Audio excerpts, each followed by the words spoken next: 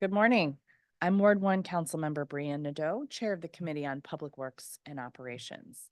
Today is Wednesday, January 24th, 2024, and I'm calling to order this hybrid meeting of the committee in room 123 and on the Zoom platform. The time is 9:33 a.m. This hearing is being live streamed at brianneknadeau.com/live. Today's performance oversight hearing is for the Mayor's Office of Community Affairs, or MOCA, as well as some of the 13 constituent offices which fall under MOCA, including the Office of Religious Affairs, the Office of LGBTQ plus Affairs, and the Office of Veterans Affairs. The Mayor's Office of Community Affairs acts as a critical connection between district residents and the executive office of the mayor. MOCA serves as a liaison between the mayor and community organizations, civic groups, and advisory neighborhood commissions, coordinating projects that carry forward mayoral initiatives at the community level. MOCA also oversees 13 community affairs offices, some of which fall under the jurisdiction of this committee, and we'll hear from them today as well. The Office of Religious Affairs coordinates collaboration between the DC government agencies and the faith community in addressing citywide issues. The office works to engage faith-based organizations in the creation of citywide programs and initiatives across multiple disciplines. The Office of LGBTQA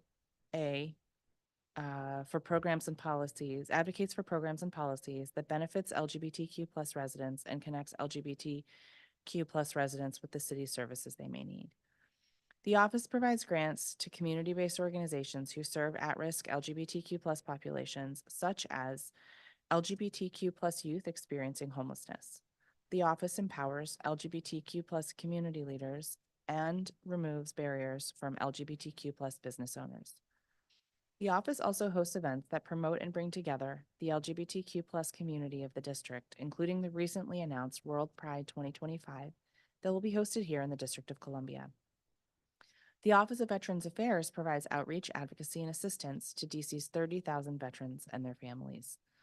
Through its district veteran service officers, the office assists veterans and their families with federal VA claims and benefits. The office also develops commemorative events that recognize the military service and sacrifice of district veterans.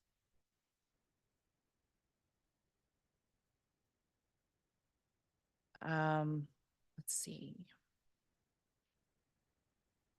For any technical difficulties during today's hearing, on the Zoom, you can send a message to any panelist labeled as committee staff, and they'll follow up with you.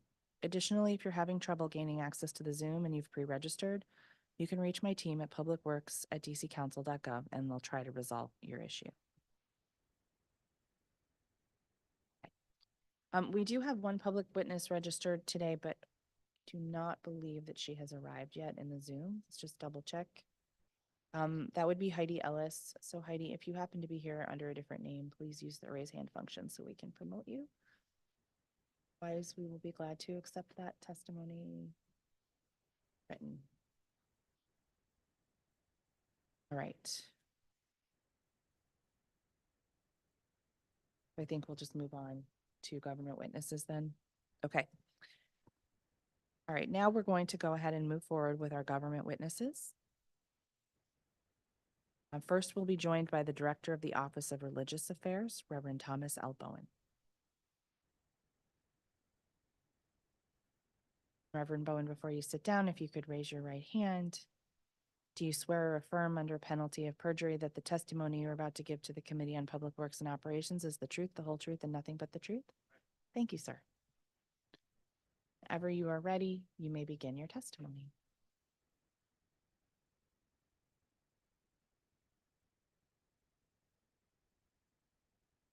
Just push the button, the circle there. You got it.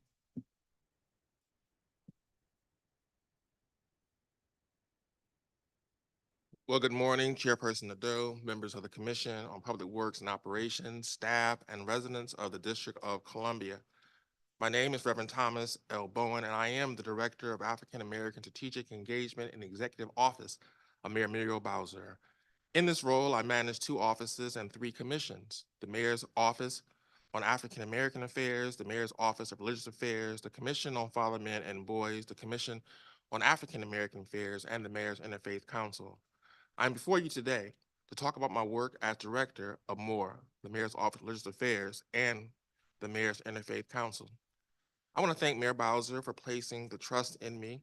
It is an honor to lead the Mayor's African American Interfaith Engagement focused on DC hope, health, opportunity, prosperity, and equity, and to lead the mayor's efforts in ensuring the district's faith-based organizations, people of faith and nuns, help us to support and protect our DC values. That's nuns, N-O-N-E-S.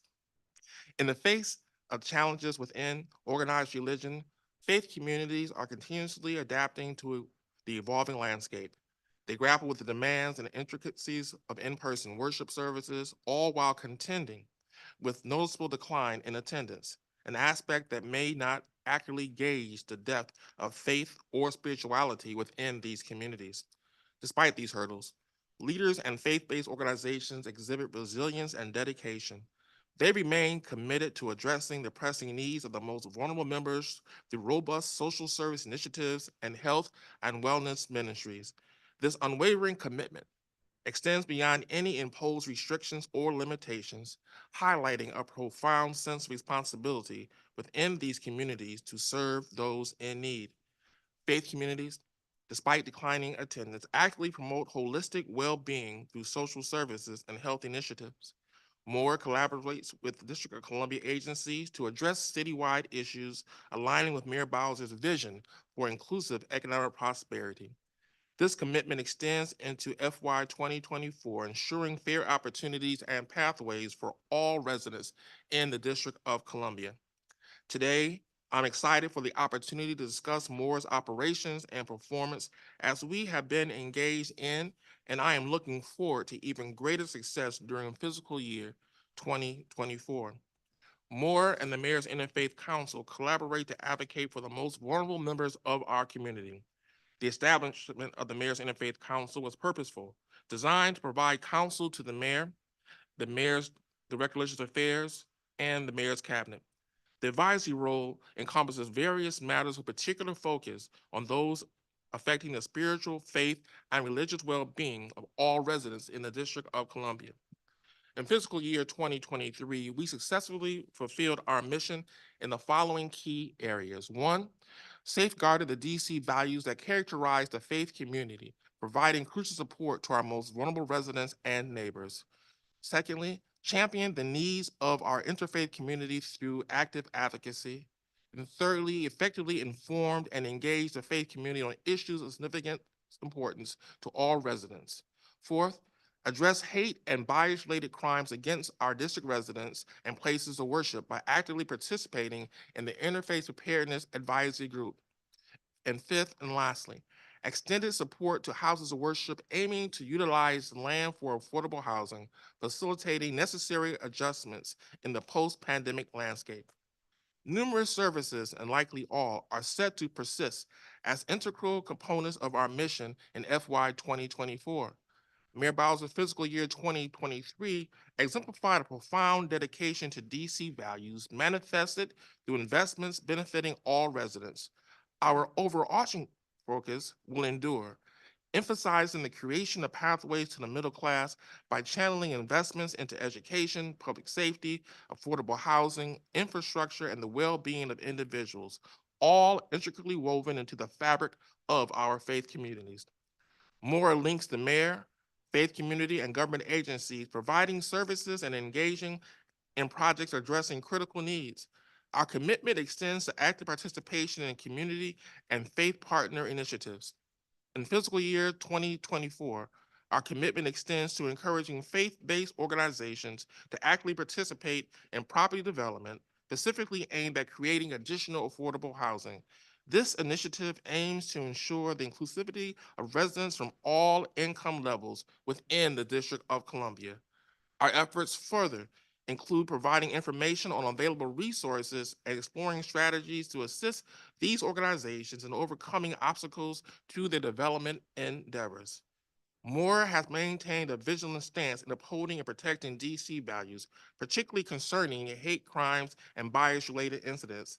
The inception of the Interfaith Preparedness and Advisory Group in 2019, a collaborative effort involving my office, MPD, and Homeland Security Emergency Management Agency serve as a testament to our dedication.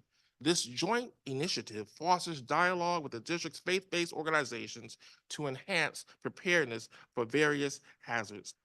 Since its establishment, all involved parties have diligently responded to incidents of hate and bias in our city, offering support whenever necessary.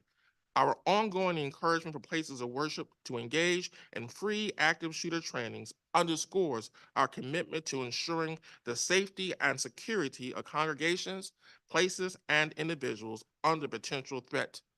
Additionally, there is a continued request for grant support as houses of worship seek to enhance or install modern security systems, ultimately improving reporting, tracking, and responding and tracking their response capabilities. In fiscal year 2024, our focus on expanding opportunities to engage faith-based spaces and leaders through comprehensive training programs. This initiative aims to provide continuous support to houses of worship experiencing various forms of hate and violence. It is crucial to clarify that Moore doesn't bear the sole responsibility for these efforts, and credit is due to the collaborative work of the Mayor's Interfaith Council and other faith-based organizations. The MIC, comprising diverse faith leaders, has played a leadership role in discussions on homelessness, gun violence prevention, and promoting inclusive economic prosperity for all district residents. Their intentional efforts to represent the oppressed and overlooked demonstrate commendable dedication. I express gratitude for their tireless work and support. Additionally, the enhanced Mayor's Office on African American Affairs will now contribute to our collective efforts. I take great pride in our faith community and initiatives undertaken by the Mayor's Office of Religious Affairs. Despite acknowledging the challenge faced by the faith community here in DC, I am genuinely excited about the future of faith in the District of Columbia. While anticipating future challenges, I am confident in our ability to navigate them successfully and build a prosperous future for all. Thank you, Councilmember, for the opportunity to testify, and I'm happy to answer any questions that you may have at this time. Thank you very much, Director. And just one logistical note. Following our questions, we will actually move to LGBTQ affairs next. Our public witness has joined us. She will testify, and then we will hear from the director, and then we will do Veterans Affairs and MOCA since Director Reyes will be testifying for both. Okay. Thank you, Reverend Bowen. Can you talk about some of what you consider your success during fiscal years 23 and 24 to date? I'll point back to the IPAC, the Interfaith Preparedness Advisory Group set up by Mayor Bowser a few years back. As you know, there have been many incidents that have made their way into our city, but we stand resilient because we are a city where hate has no place. But we've seen also a broadening of certain attacks on certain religious institutions across the political spectrum. But I'm grateful for MPD and how HCDMA coordinates getting information in real time and how we're able to follow up. We believe that we stand firmly on our DC values, it will go a long way.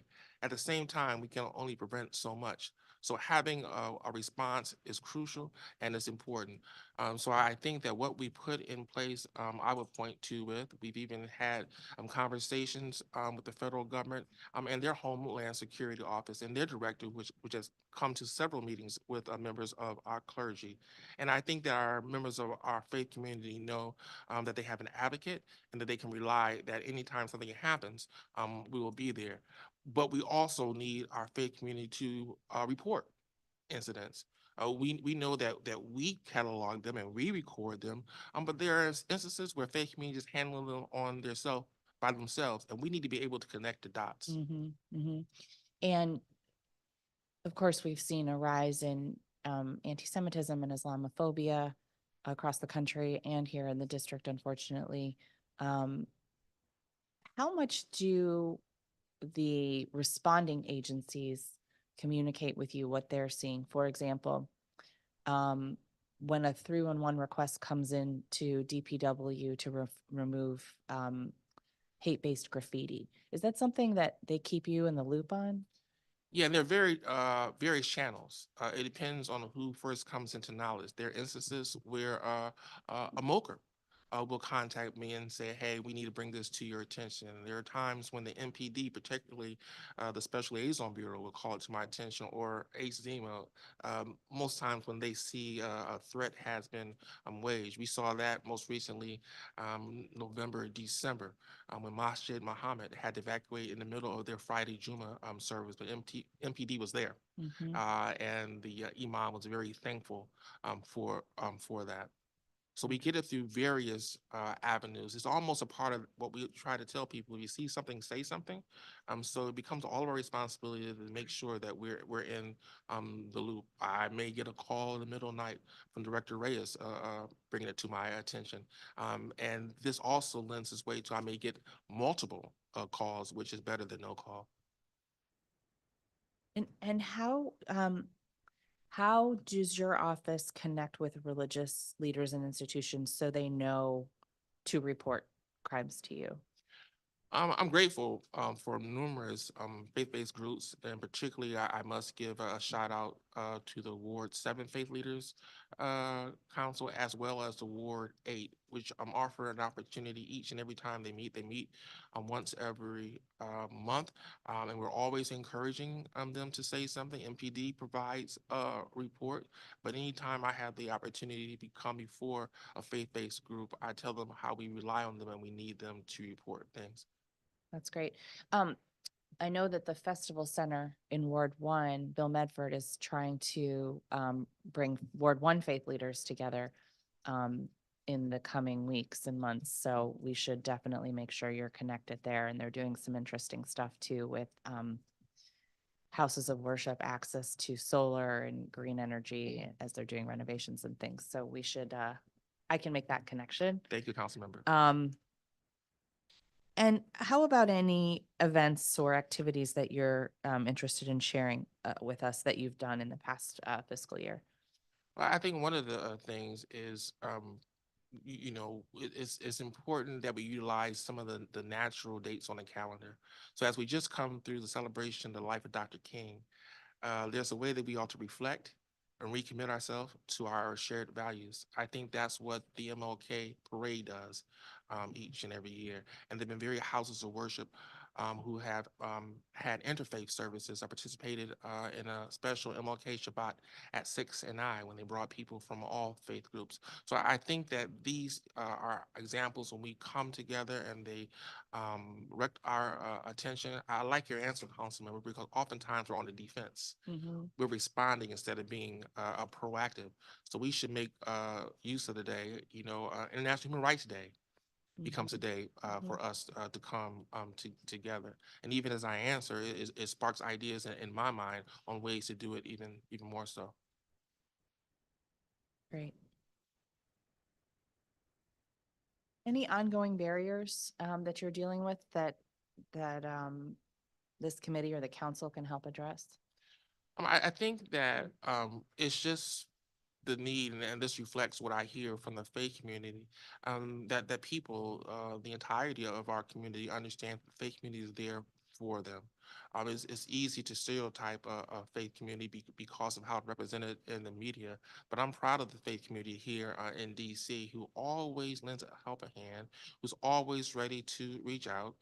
Just this week, given what took place traumatically on last Thursday in Southeast, Washington Hebrew congregation reached out and said, "What can we do to assist?" They're way across town. They understand that we are RDC and we're one together. So we have to do a better job of making sure that the residents of Washington, D.C., majority of which align to some type of faith, even if not some organized faith institution, understand how powerful a resource the faith community can be. We often work with our Office of Returning Citizens to help our residents who are coming back into a population to see if there's some needs that we can help them with. But we have a strong, resilient, and very helpful faith community here in Washington, D.C. How does the office work to ensure that district policies and programs are implemented equitably with regard to all religious communities? Thank you for that. When I read that question, it took me back some years because we've come a long way Yeah. and we've done a great job. So to the extent that over the last year, I can't recall a need to help or to explain some things. I think that we're doing a better job. That if we have our wonderful summer youth employment program signing up youth on a Saturday, that it has to accommodate those residents, those young people, because religious reasons cannot make it. And then thanks to our wonderful director at DUES, we were able to do that.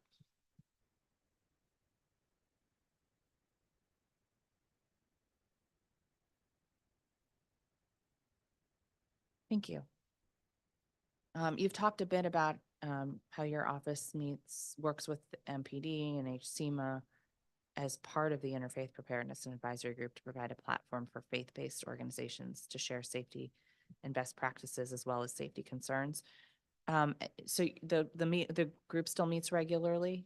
Yes, we do it, and more so than meeting, we receive correspondence in real time.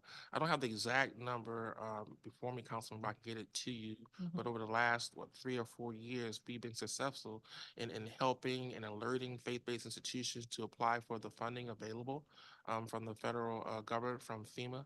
I believe we're averaging about $100,000 for 10 institutions each year, maybe more, but that's a conservative estimate. But it's important that we convene groups together also so they can learn best practices. Some have more resources, but some also have more information that they can share.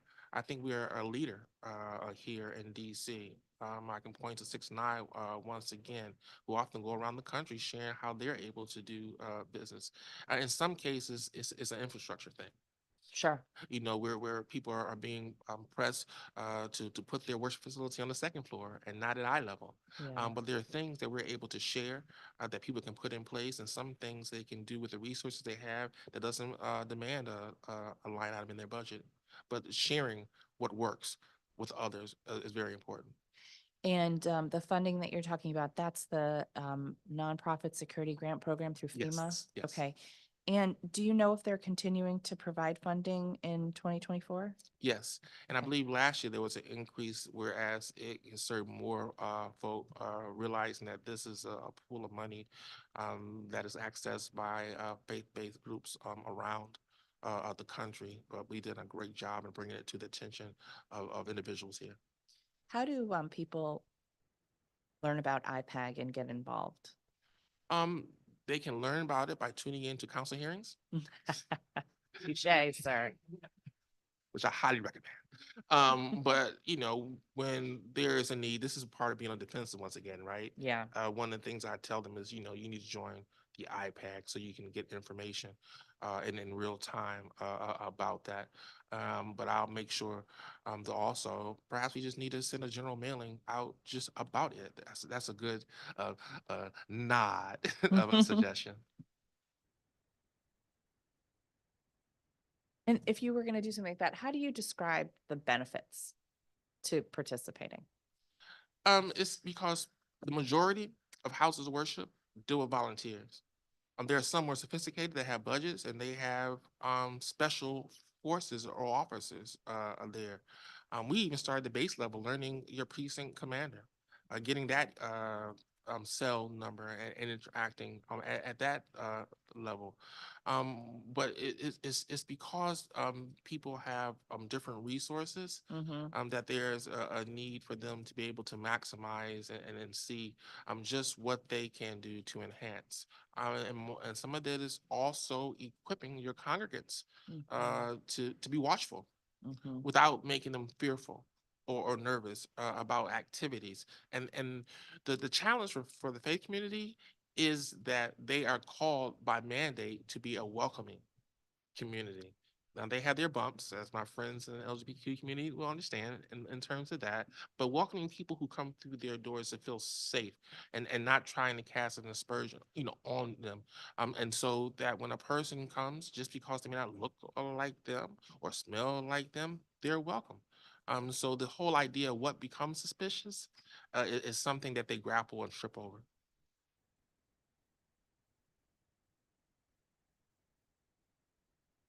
Thank you. How many houses of worship are in the program? That I don't know exact, but I can get that to you. No problem. Mhm. And how does your office coordinate with federal partners? Well, like I said, the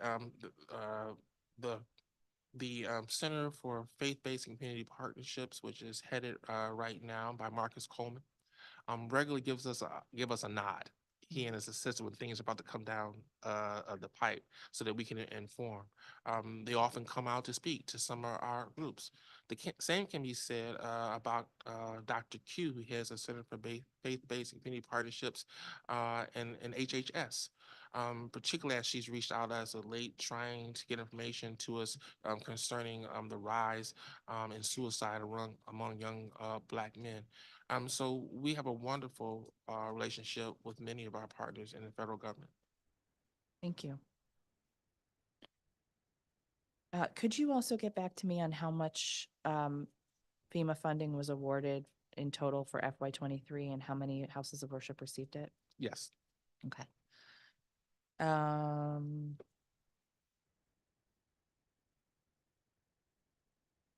as you talk with various faith leaders around the city, what do they share as the ongoing challenges?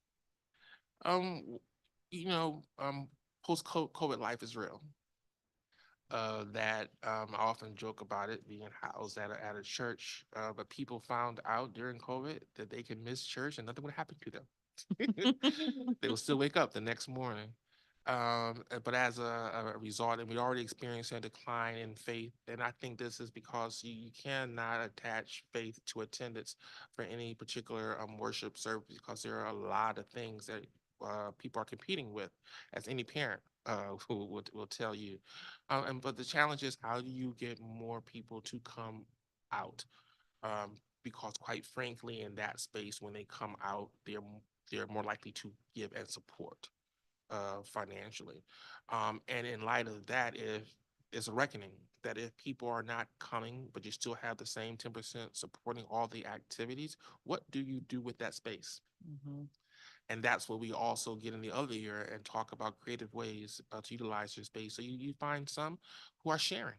That there are religious groups who have one in the morning, another in the evening. There are some who have them going on simultaneously. But Mhm. there are other needs also that we can help our community with. There have always been AA meetings happening in places of worship, but they're looking at ways to share their space. So I would say that the challenge becomes getting people to come out, which then has resulted in a tight a budget for houses of worship, what to use with some, of the space. And in other cases, it has been the realities of present day life in this country. And that is that there's a larger a security item in their budget. And that can take it away from the social service outreach that places of worship are doing. Mhm. Are you seeing citywide what I'm seeing in Ward 1, which is churches will find tenants to help with the rent, or some are deciding to build housing in spaces they're not utilizing? Is that sort of a citywide phenomenon? Yeah, but more so, it's I've seen cases where some houses of worship run out the first day, Mm. and in some cases, before the day comes, it's already accounted for. But maybe it's someone that didn't help the month before and say, "Come back next month," and they'll give them a priority. But there are others who also are going to be in need. This proverb that says, give a young person a fish and you'll feed them for a day, but teach them how to fish and you'll feed them for a lifetime. And I think that our houses of worship ought to get into the business of how we can get people to stand up on Mhm. their own, which people want to do. Uh, but I think that the resources are very limited, giving, and you attach that once again to people being able to come back to the house of worship, where they're more likely to support financially. Mhm.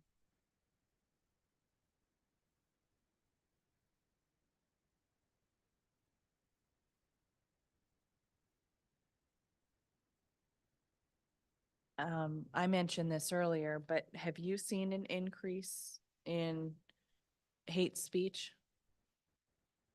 I think that, as you may well know, it hinges on how we characterize and what we take to be hate speech. I know that's a large debate within our society. How we support certain groups, and how we choose to do it. It could veer, across the line.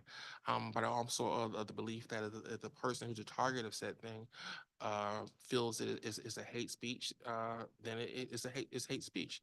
And so we also realize when it comes to increase that not all things are reported. But I think and believe that yes, we've seen more. And we definitely can say that without parsing of the words, which, I'm grateful for our Office of Human Rights, who helps us along these lines. A couple years back, a former director and I were in a book club discussion with the book The Hate and Hate Speech, or The Harm in Hate Speech. And I think that it becomes an ongoing need to educate our residents about our values and give them the tools also, and learn how we can better communicate and listen to one another. Changing topics just a little bit. I know there's a lot of houses of worship and faith groups that are interested in helping with the violence we see in our community. How does your office play a role in that? Thank you. Remind me that I'm due out in Ward 7 at 6:30 today for a peace walk at Peace Church, where clergy are gathering. It's a peace walk and prayers. Well, it'll be at the church, and we'll be going outdoors. But they're going to be meeting monthly now, as I'm informed, to offer up prayers. I'll be there to help lead them with their prayers for our schools. But I see them wanting to actively engage. For years, there's been Delonte Golson, who has conducted peace walks and peace walk training. And it's not as easy as just telling people to go out who are clergy, because it's not for everybody. And they need to be trained, and they need to feel safe themselves when they are participating. But we often get calls and invited to speak after proper vetting. Decide if we are able to speak, giving overall goals and who's coordinating the events. But this evening, shameless plug, we'll be at Peace Baptist Church at 6:30 for a prayer service. Great. I know some of our faith organizations are even really trying to compete for grants to do this work. So for example, the Cure the Streets team that works in wards 1 and 4 is run by Reverend Judy. And is it something that your office has the ability to support or make those connections with the one's office, or how does that work? Moore doesn't have grant writing authority. There are times, though, in my outreach, I will turn the hat around and let people know that there are grants available through the Mayor's Office on African American Affairs, and we have seen there may be a couple faith-based groups this cycle who have been funded. I don't know the exact number, but that also points to that. But you mentioned that faith groups are not penalized by being faith groups and not kept from applying. So there are dollars there, and there are dollars in other offices, and we would encourage partnerships with other offices around their needs. Do you think your office having grant authority would be an opportunity? I think there are enough grants out there.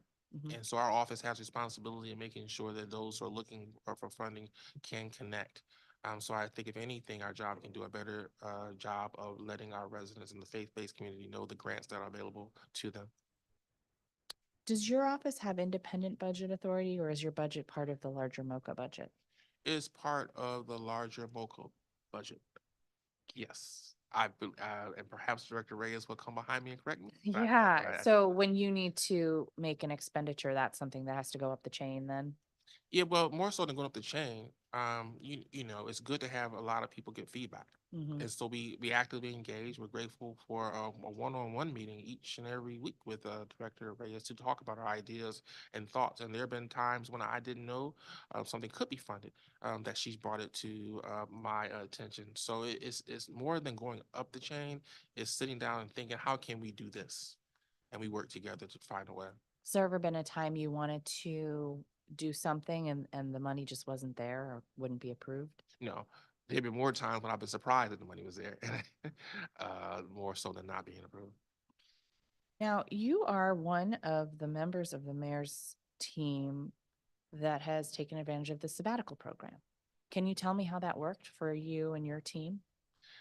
Um, well, it was, 7 years in. Mhm. It didn't go as I planned, and unfortunately, a part of my sabbatical was to spend time with my mom. Yeah. But then at the end of July, she passed, and I was due to take sabbatical October 1. But I think that all of us need to take time to relax. The younger generation does it better than people of my generation. But to sit, it gives you time to think. And what we come to understand is sabbatical isn't just, it's not a rest or vacation. It allows you to pause from the day to day and to also think about and get resources to do your job better.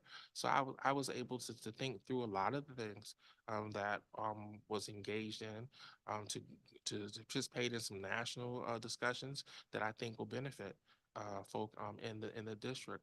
Um, but I'm thankful and grateful to the mayor for that wonderful and marvelous opportunity. Is there anything else you want to add while we're together? I just on a personal note, I just want to thank you. I know you've been active and you've been a champion for the faith community, and I mean it sincerely. I want to thank you for being an advocate and making sure that that any barriers that would exist are removed. And I know that our faith leaders are grateful to you No. as well. Thank you very much for saying that. I appreciate your leadership. Thank you for taking the time today. Thank you. Okay. So what we're going to do now is turn back to our public witness on the Zoom.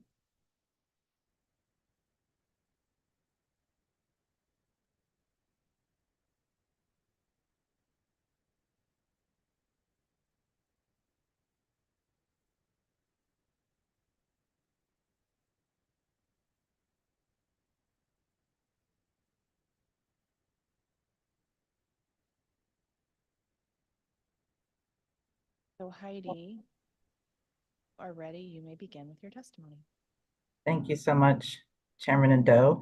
Apologies for being late. I am behind on schedule today. Nice to be with you all. Um, I just want to thank you, Chair Nadeau, for and the members of this committee for your continued support on a lot of our issues and our efforts. So just want to say thank you. Um, I'll just introduce myself. My name is Heidi Ellis. And my pronouns are she, her. I am a consultant and advocate here in the DC, but today I'm representing the DC LGBTQ Budget Coalition. The coalition is a coalition of a number of LGBTQ-led and serving organizations in the district. We are an affiliate of a larger LGBTQ leaders group, but we are mission-driven. We are a mission-driven group that advocates for dedicated funding that supports LGBTQ residents of the district with a focus on trans people of color and low-income residents. Today, I would like to focus on some key areas for support and improvement for the Mayor's Office of LGBTQ Affairs. As you know, the coalition has worked really hard over the last few fiscal cycles to advocate for some key investments in that office, including but not limited to additional grant-making dollars, upwards of $600,000, additional personnel for the office, including the workforce employment support, housing specialists, and other roles. We've also worked for additional dedicated housing vouchers for LGBTQ residents, although we know with the moratorium last year that that's a gap, but we did work in previous years to increase those numbers for our community. Today, I'm doing a truncated version of my testimony because I have to run to another meeting, but I just wanted to highlight a couple of areas that we have worked with Director Bull's office and where we think there's room for improvement. Over the last year, we worked closely with them to roll out the grant dollars that we advocated for in the last fiscal cycle, including those additional community grant dollars, and also dollars that came from Councilmember Pinto's world around BPART, which is the Violence and Prevention Response Team work that the Mayor's Office of LGBTQ Affairs does. But they're also the ones that administer those dollars. So we've been working closely with them on the rollout of the RFPs around those dollars. We provided feedback. A lot of our coalition members are grantees and applied for those dollars. And although we were active in the process, we found that the grant process, including the criteria changes from even the last fiscal cycle, created more barriers for some of our previous grantees or previous community members that have received those dollars. Understanding that things change and systems change. I think what we want to continue to do is work with Director Bowles and whomever else around how do we not create more barriers, understanding that you have to follow priorities for that come from the executive, but understand that that still does not allow for much flexibility, especially for small community-based organizations that are doing really vital work. And sometimes those dollars are the difference between they can do it. So we want to just work with them on, tailoring the criteria a little bit more for the needs of the community versus just kind of having the top-down criteria that comes from the executive. We also see that this is a challenge across the board in other agencies, so this is not unique to this office, but just wanted to continue to have this open dialogue about how do we improve those systems. Another area that we worked with them in terms of grant dollars is expanding the dollars for cultural competency training that is now done by providers for providers. We were able to advocate for an additional $30,000 around that, which we know that the Director Bowles' office is working to improve the cultural competency standards of the training. We just want to continue to work on that and expanding who receives this training, taking it out of just the provider focus and also expanding to other governmental entities, specifically first responders. As we know, a lot of the first interaction that queer folks have with folks or with first responders, and it's the difference between levels of safety and comfortability and a number of other things. So we want to continue working with them on that.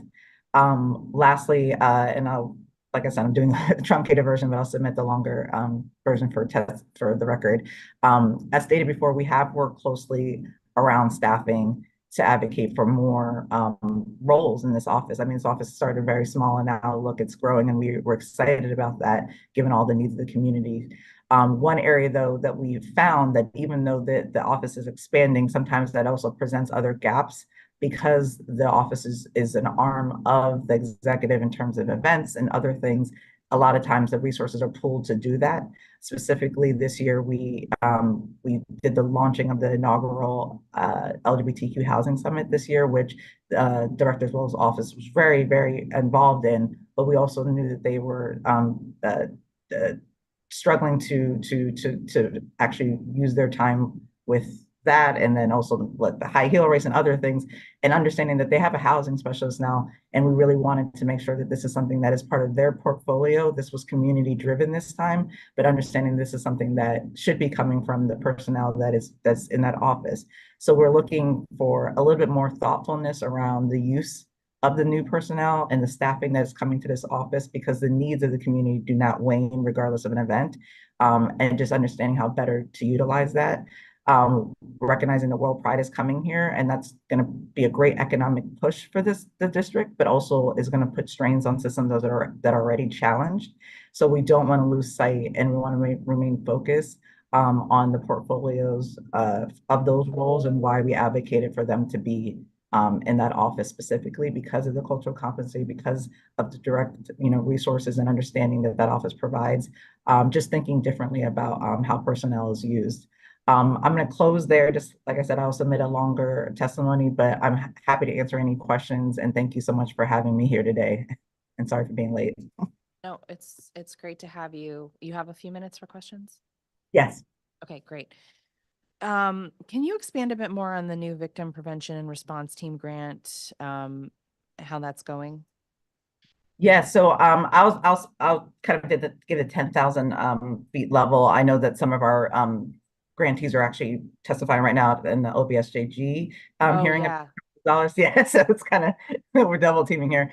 But specifically, we advocated for that because we saw that although that was a great body in terms of addressing violence in the queer community, it was truly responsive, right? So they're meeting once a month and talking about things that have happened, and we weren't really talking about preventative measures. We weren't able to really talk about things in real time, and also understanding that things were happening in our community. And the impetus for all of this was one of the migrants that was bused up here was put into a shelter that was not affirming of their identity. They were assaulted in the middle of the night, and it became like a phone tree of like, what do we do and how do we support them? So we were like, what is the body that we already have, and how do we elevate their ability to be more responsive and connect folks to resources in real time. So we wanted to infuse the ability of that body to do more of that work. So we advocated for those grant dollars. So the recipients of those dollars, and Director Bowles can speak to this much more eloquently than I can, are community-based organizations that are, holding up programs that can help support folks in more real time, and also just do more preventative education and other things. Great. Thank you. And let's see, how much funding do you think we need for the new LGBTQ plus community center? Yes, that's a good question. And I know my other partners are going to talk about that. We are at a point where I'll just be frank and honest. I think I know a little bit about the dollars, and the operating costs annually are going to be in the 300Ks. And that's that's after doors are opened and the build out is done. I think for there to be an efficient build out, and really get this thing off the ground, especially in preparation for World Pride, I would argue is probably roughly around 3 million. But once again, I would defer to Kimberly Bush at the center for, tighter numbers. For sure. We can follow up with her today later too. Thank you for that. No problem. And what were you able to accomplish with the $1 million you were granted through the capital budget of the Deputy Mayor for Planning and Economic Development? Yes, I mean, everything that has happened currently is because of that initial investment, right? So just getting the permitting, getting the lease, getting, just all the startup minutia that as you know, I think that was really imperative. But that only went so far. But to open the doors, to do the build out, to support other CBOs that are going to be there that may not have the same operating budgets as some of the larger ones, but we still want to make sure that they're in the space. That's going to cost money to be able to subsidize sometimes some of those costs. Thank you so much. And what types of barriers does your organization face in assisting the LGBTQ plus community more specifically? Is there anything the council or the committee can do to help with that? No, I think, I mean, obviously funding, right? But I think specifically just following through. I think a lot of our advocacy is, we're a small and mighty group doing this advocacy, and we've been really successful thanks to support by folks like you. But for every 10 things we do, there's 12 things we can't do. And just trying to be more strategic and thoughtful about how do we have more systemic change and more sustainable investment. One example, and this doesn't really fall under your purview anymore, but it's something that's huge, is around workforce funding for LGBTQ folks, specifically trans folks, right? There's an unemployment issue in DC while cost of living goes up, and specifically we're overrepresented in unemployment, but we're still working for workforce programs to help provide sustainable, livable wage jobs. And being more thoughtful about how we fund those programs, and understanding that nothing's a silver bullet, and those programs need time to grow and have success. So the threat of one-time funding each year puts these programs on their heels and makes them have to make very hard decisions. So just thinking about, in housing being the same thing, workforce, like name an area, just thinking about how do we maintain sustainable funding in a way that actually helps and promotes growth and actually helps the city with its bottom line. We don't want to see those unemployment numbers in DC, especially with, cost of living and other things going up. Thank you so much. I really appreciate your testimony today and you taking the time to be with us. Thank you. I appreciate it. Once again, sorry for being late. Really, no problem. We were overly punctual today. Thank Thank you so much. All right, bye-bye. Now we're going to turn to our government witness. And Director, if you would, raise your right hand. Do you swear or affirm under penalty of perjury that the testimony you're about to give to the Committee on Public Works and Operations is the truth, the whole truth, and nothing but the truth? I do. Thank you so much. You may begin your testimony when you are ready. Thank you. Short, sorry. Good morning, Chairperson Nadeau, committee members, and community members. I am Japer Bowles. My pronouns are he, him, and it is my esteemed privilege to serve as the Director of the Mayor's Office of Lesbian, Gay, Bisexual, Transgender, and Questioning Affairs under the leadership of Mayor Muriel Bowser. Serving in this capacity as an organizer and advocate for the LGBTQ+ residents of DC has been the honor of my life. And as we persistently lead the nation in creating opportunities for our community's fair shot and building a pathway to the middle class. First and foremost, I want to express my continued gratitude to Mayor Muriel Bowser for entrusting me to build upon the remarkable progress of our LGBTQ+ community and movement. And my appreciation also extends to this committee and our DC Council support, our LGBTQ community members, and the Mayor's Office of Community Affairs for their unwavering support. I also want to give a special shout out to this amazing team, many of whom are here in the room today. So thank you, Gina, Gabby, George, and Monroe, and our entire Mayor's Advisory Committee. Living and working in a jurisdiction that not only celebrates, but empowers and provides resources for our LGBTQIA+ community is a testament to our shared DC values. Washington, D.C. stands as a stronghold with one of the nation's highest concentration of LGBTQIA+ residents, constituting about approximately 14% of our population.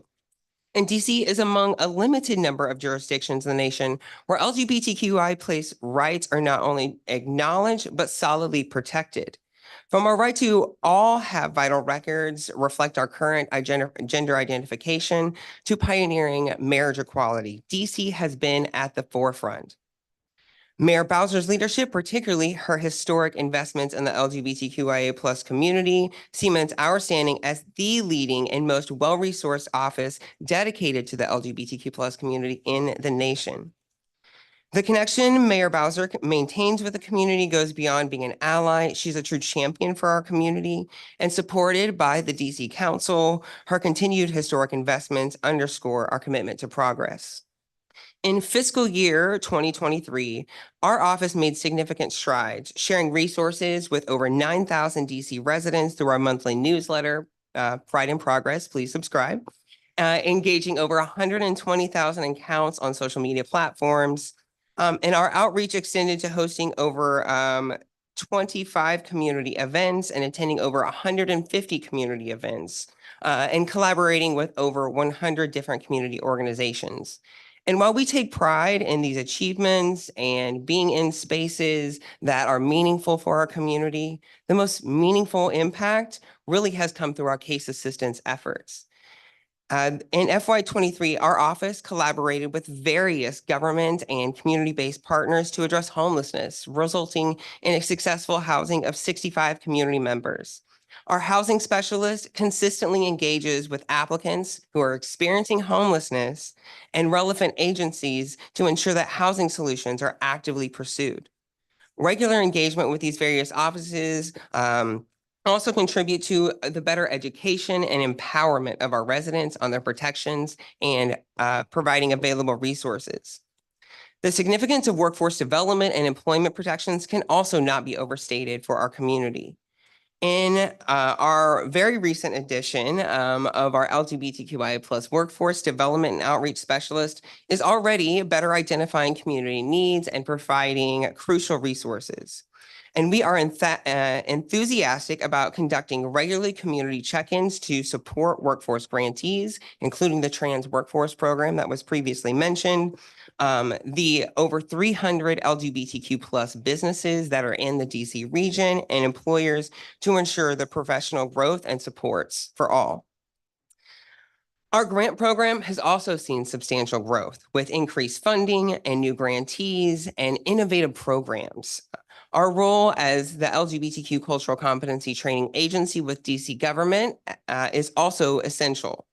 Collaborating with DHS, we have provided funding to organizations and facilitated trainings for housing providers.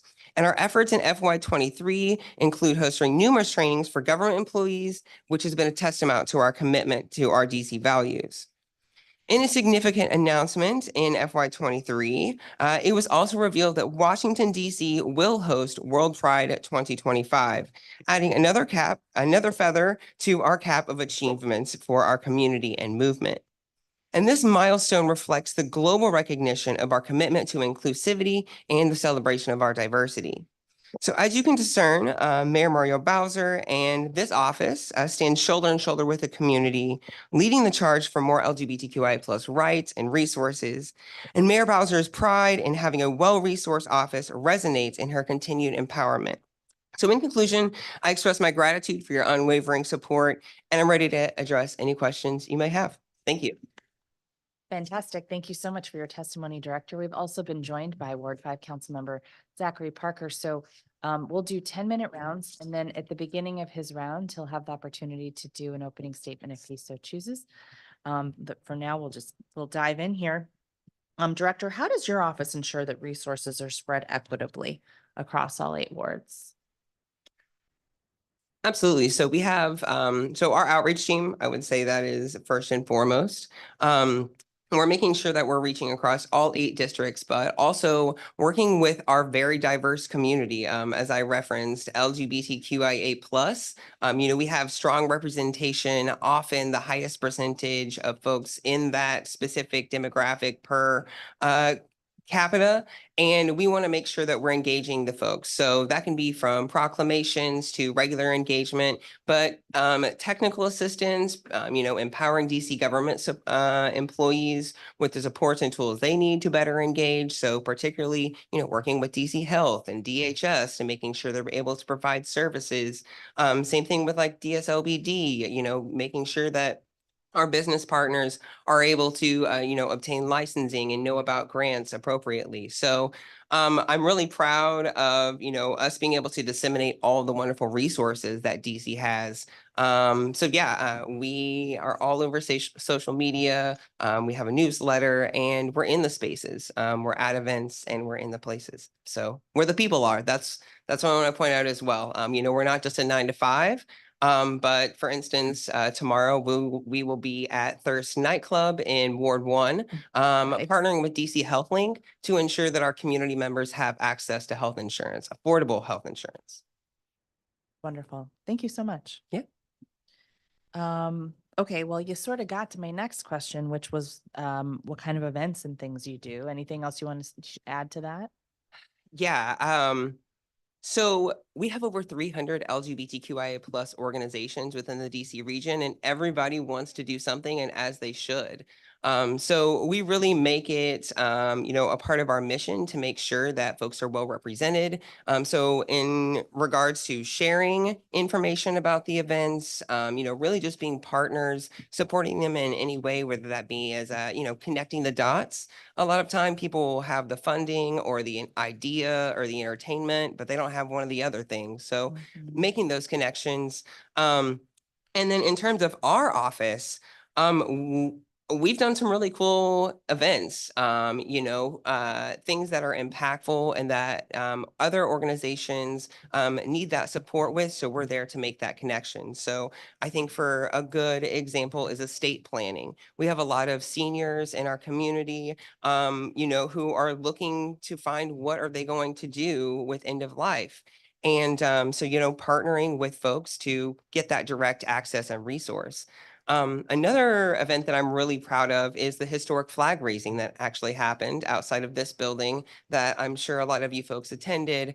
It is something that seems so simple, and yet, after the event, you have community members coming up to me and saying, like, I never thought that I would see me in that flag or me in that picture.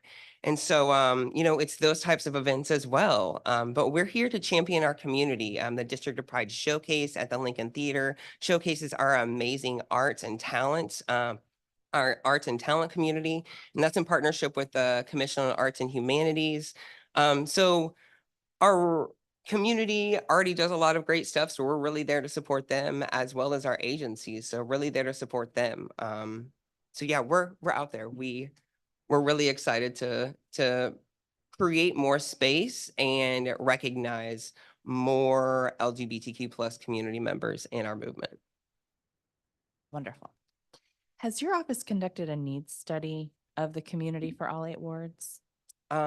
We have not, other than, the consistent responses that we receive and outreach that we receive from all 8 wards. And honestly, the region and honestly, the nation. As the leading LGBTQIA plus office, we have people from Portland reaching out to us saying like, what's your budget look like? What do your grants look like? So yes, very much so. In terms of a funding study, which I know the council is fond of, we have not undergone a full study. Do you think that would be beneficial? I could see any more, I'm a big data person, so Yeah. any more data would be beneficial. However, we do have wonderful partnership with DC Health, the DHS, even the Office of Planning, and I mean, the wide ranging agencies to better understand how we're collecting data. A key part of our legislative authority is to provide technical assistance to agencies. Whether that be from creating a dedicated program during the summertime with DOEE for our LGBTQIA plus youth, to reviewing applications and saying like, hey, here's how you can have a more inclusive application by, limiting gender terms, or whenever you are adding terms, making them much more inclusive. So, we have a large DC government. There's a lot of work to do to make us much more friendly, but I've been very impressed since taking this role on how forward agencies are and how inclusive they want to be for our community. Great. And what kind of outreach does the office conduct to the trans and gender nonconforming community? Yeah, so I will say I think this is a space where everyone can and should do better.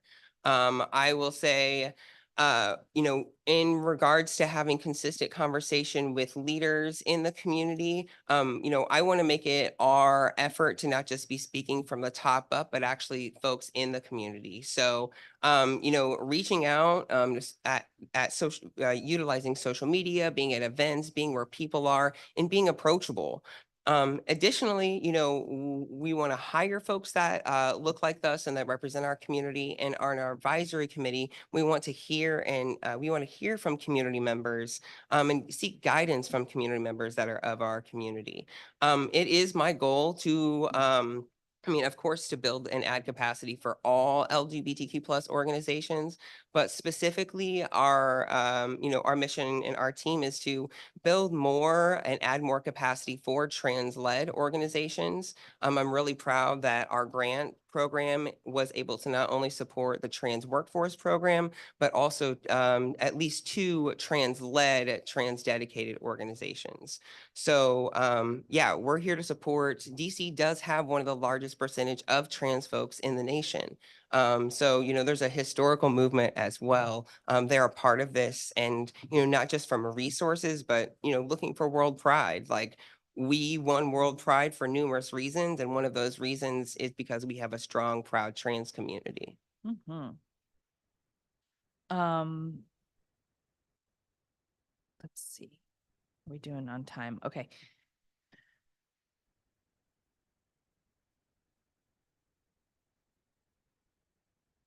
Can you say more? You started off talking about the work you're doing with end of life planning. Can you say more about what you're doing with seniors?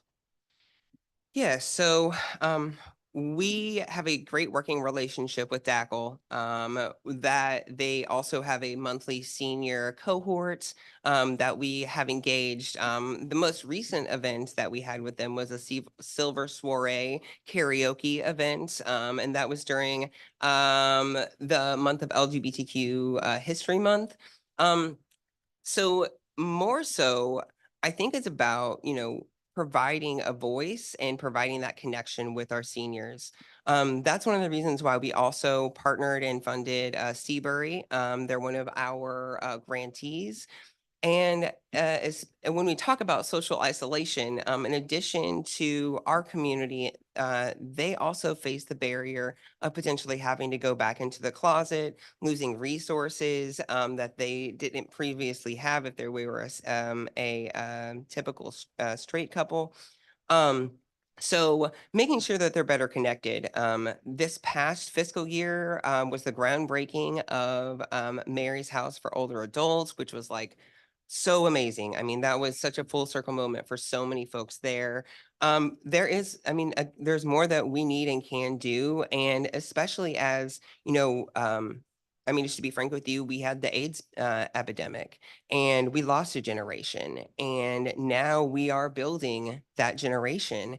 And I think that there's a lot that we can do to meld resources between our youth and our seniors. There's a lot of folks that are talking specifically, like the Wanda Alston Foundation and Dr. Woody from the Mary's House, talking about the intersectionality of youth and seniors. And a lot of folks that are my age or younger don't have mentors. So being able to really reach across the age to provide resources for both, who, shocker, our youth also have housing insecurity just like our seniors do. So very similar needs, and there's a lot of cross-pollination of resources. And could you give us an update on the new LGBTQ plus community center project? Yes, I would love to. So this is actually, as you know, a full circle moment for me as an advocate before this role. We helped craft the proposal for funding for this. So I am very, very much dedicated to seeing this come to fruition. As you know, it was in your ward, and we're excited that it's still in Ward 1 next to the Howard Theater. There was a groundbreaking, I believe like June, July. It was hot.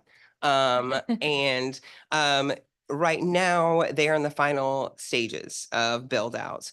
I do know that there have been regular conversations with the Deputy Mayor Planning and Economic Development to talk about that sustained funding support and offering different vehicles for folks, the leading organizations, to better identify like a sustainability plan. That was referenced by the speaker, Ms. Ellis. So yes, what's good is that with the initial investment, they've done so much, and they've created a historic partnership. They're going to be able to do so much in terms of shared resources. And just like so much queer LGBTQ creativity can happen. It's going to be a really, really great opportunity. The other good opportunity here is that DC has vehicles to continue to support efforts like this. So, working with the Deputy Mayor Planning and Economic Development, the new Deputy Mayor, Nina Turner, is aware and excited about this project. So we're excited to see it come to fruition. Great. I'm going to turn to my colleague here. And if you wish to make an opening statement, we'll start your clock after. Thank you, Chairwoman Nadeau. And I'm thrilled to be here. This is one of the more important agencies in the districts, I believe. And I believe you've been doing great work, and I want to get underneath what might be some of the challenges facing the agency, as well as how you're going to continue your work moving forward. So let's start at a high level. Director, what would you say has been among the greatest accomplishments of the agency this past year? Yeah, absolutely. So I'll give you some time to think. Yeah, but okay, I'm go ahead. noticing I asked this question in another hearing with DC Health, and I don't want to say the director struggled, but it's clear that agency directors don't always come to these hearings ready to talk about the positive things. I'm asking this question because I know it's easy to ask what's not working, what's broken, why haven't you done X, Y, and Z? But I also know there's a lot of hardworking folks. So I just want to lift up what are some of the bright spots that we can learn from and kind of deepen our impact over the year ahead? Yeah, so thank you for that question. The reason why I pause is because there are so many things I'm proud of. I think a quick recap is like, look at our Instagram page, look at our, find us in the news, hear from our mayor about what we're doing for and with our community. Some big key things, we have the housing choice vouchers, and this program, oh man, it has, we're really proud of the partnership we have with DCHA, particularly in regards to onboarding and creating a virtual portal to streamline that access.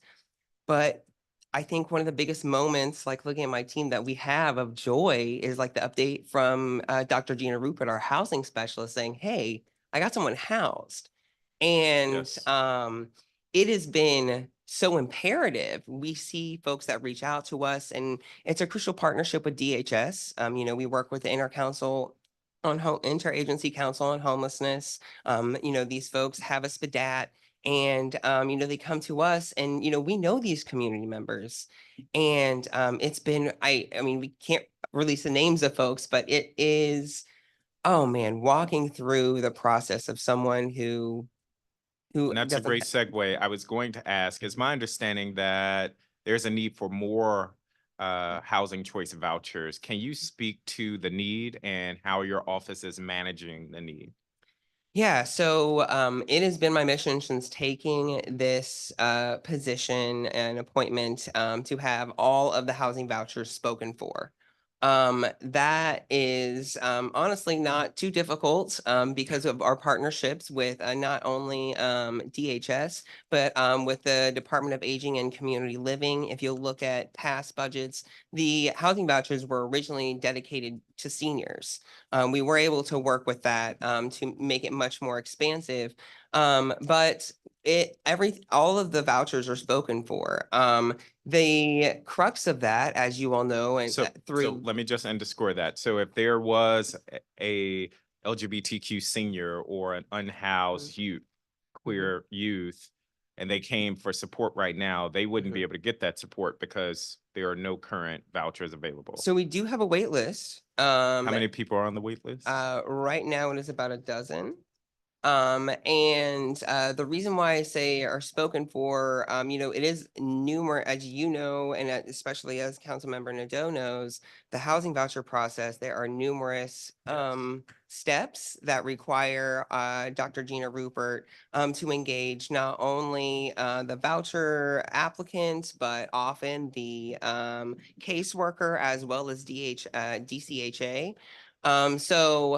It is a lot of essential case management work. So the number of folks that we have 90 vouchers that were dedicated to us. We have 65 folks that are housed. We have folks that are continuing going through the process. And as folks are in the house, some of them have gotten a better job or are no longer eligible for the program. They go back to that bank. But I do believe, with our proven success with DCHA, and I'm sure if you ask them or when you ask them what your partnership looks like with us, they will say, we're so glad to work with with LGBTQ affairs. Yes. We're streamlined, they pick up the phone. So we consistently I engage actually with them. just finished meeting with DCHA this morning, and they did in fact say that. So I can say that on the record, but let me just make sure I'm clear. So out of the 90, you're utilizing 65. And Yes. there's a dozen people on the waiting list that are working through the process to take advantage of existing vouchers. So the folks on the waiting list, that Dr. Gina Rupert would be connecting them to our low barrier shelter or the many other housing supports that they have. Got it. And if folks do call us in an emergency, and we do have a connection with all of the housing So providers. I know I don't want to put you on the spot, but hypothetically speaking, if there was a budget process, how many more vouchers would the office need? What would you think someone might say? Not you, but hypothetically, what might someone say? So I would say historically, the mayor has funded 20 vouchers over the past fiscal years.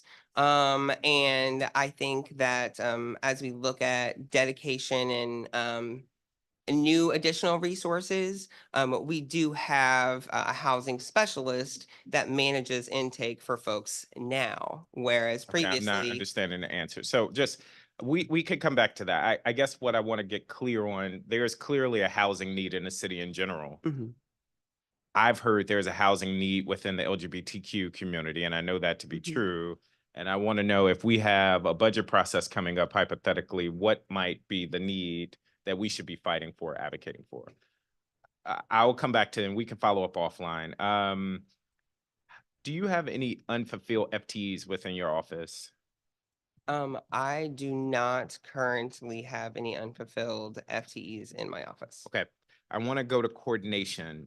In your pre-hearing responses, you included the MOU entered into with DHS. Can you speak to what this MOU is about? Yes, this MOU reflects the homeless youth training fund that is in our legislation. Which essentially requires DHS to form a partnership with us, i.e. give us funding, to then delegate out to community-based organizations. So our cultural competency training for housing service providers. With that, And oh, how much money was this? $165,000. And how many organizations benefited from it? I can get I have it here. And while I see the clock ticking, so if you could follow up with that, that's a great segue to another question I was going to ask. We've heard that DHS is facing financial pressures, and organizations that are doing critical work in the LGBTQ community may be on the chopping block receiving funding. Yeah, yeah. How is your office coordinating with DHS to ensure that these organizations can continue their mission? Yeah, so we meet at least monthly with DHS.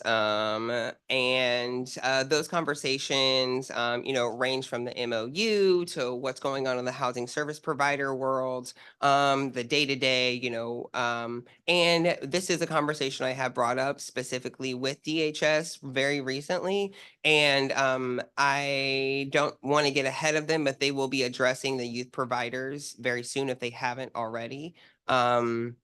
Yeah, When I you don't, say addressing them, that means I would say for the not cutting their better. funding, Um, maybe giving them more funding? I mean, I would say addressing and talking about how we can sustain programming love in that. 25. Yeah, because I'm really concerned about some of the things I'm hearing and what it might mean if a Wanda Austin Foundation might have to close facilities because they Mhm. simply just can't meet the budgetary pressures they're facing. Um, Your office supported the first LGBTQ housing summit. We talked about housing vouchers. How is your office following up on the summit and its goals and continuing this focus on providing housing for individuals in the LGBTQ community? Yeah, absolutely. There were quite a few of takeaways from the housing summit. I will say I am glad to hear testimony from the community saying they would like to have this office be play more of a pivotal role. So I'm definitely excited about that. I think what my take back from the summit was that there are a lot of resources and there are a lot of community members who we need to empower and create champions about those resources. There is a lot of things where it's like, you have a lived experience and your lived experience may not match, what the data says or what the services that are out Yep. there. And either way, that's on me and on you and on DC government is if there's services there, but people are not using them, then there's a breakdown. There's not a Yes, communication. yes. So That is my time.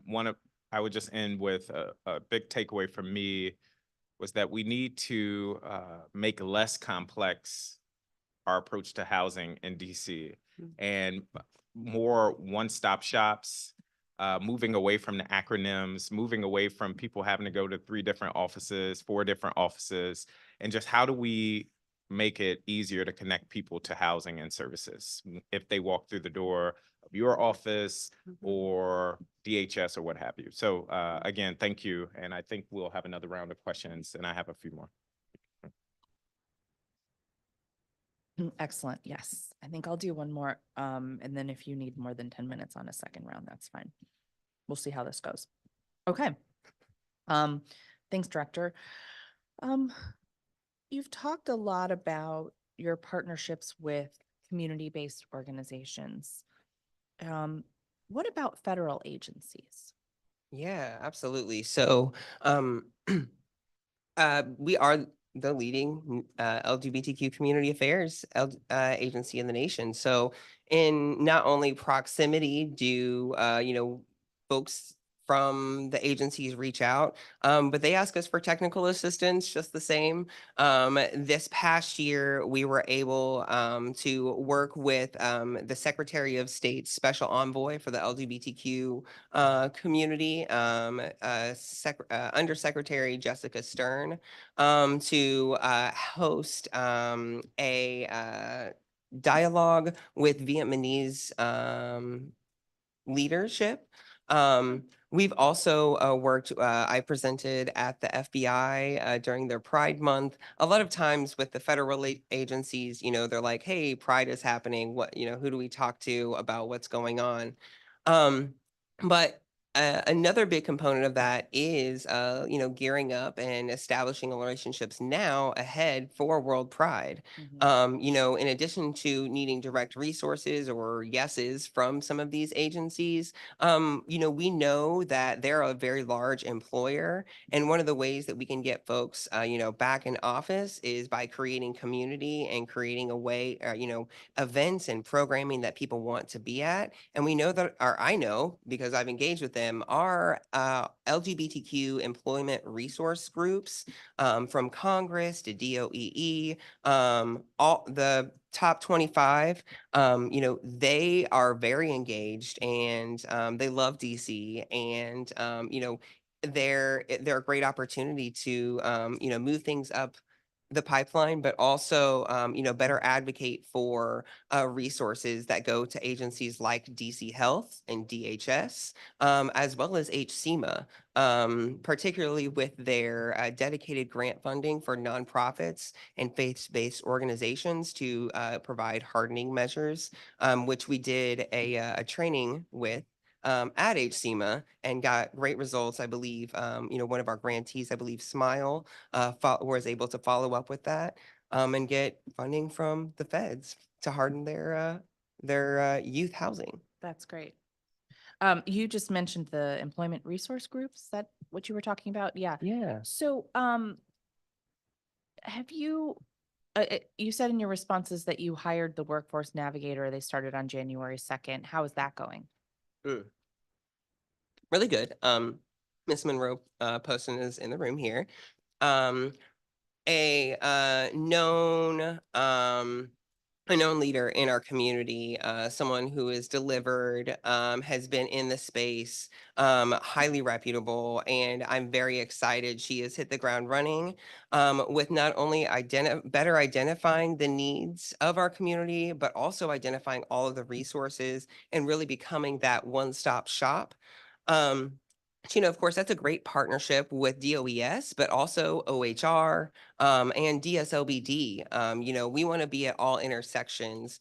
So right now we're in the process. I mean, she did just start a couple of weeks ago, but we are in the process of having those sit-down meetings. We've already had a great meeting with DOES, not only with the director, but also with the deputy directors to better understand where she and our office can plug in. So, from the youth employment program to also someone who needs help with UI or unemployment insurance compensation.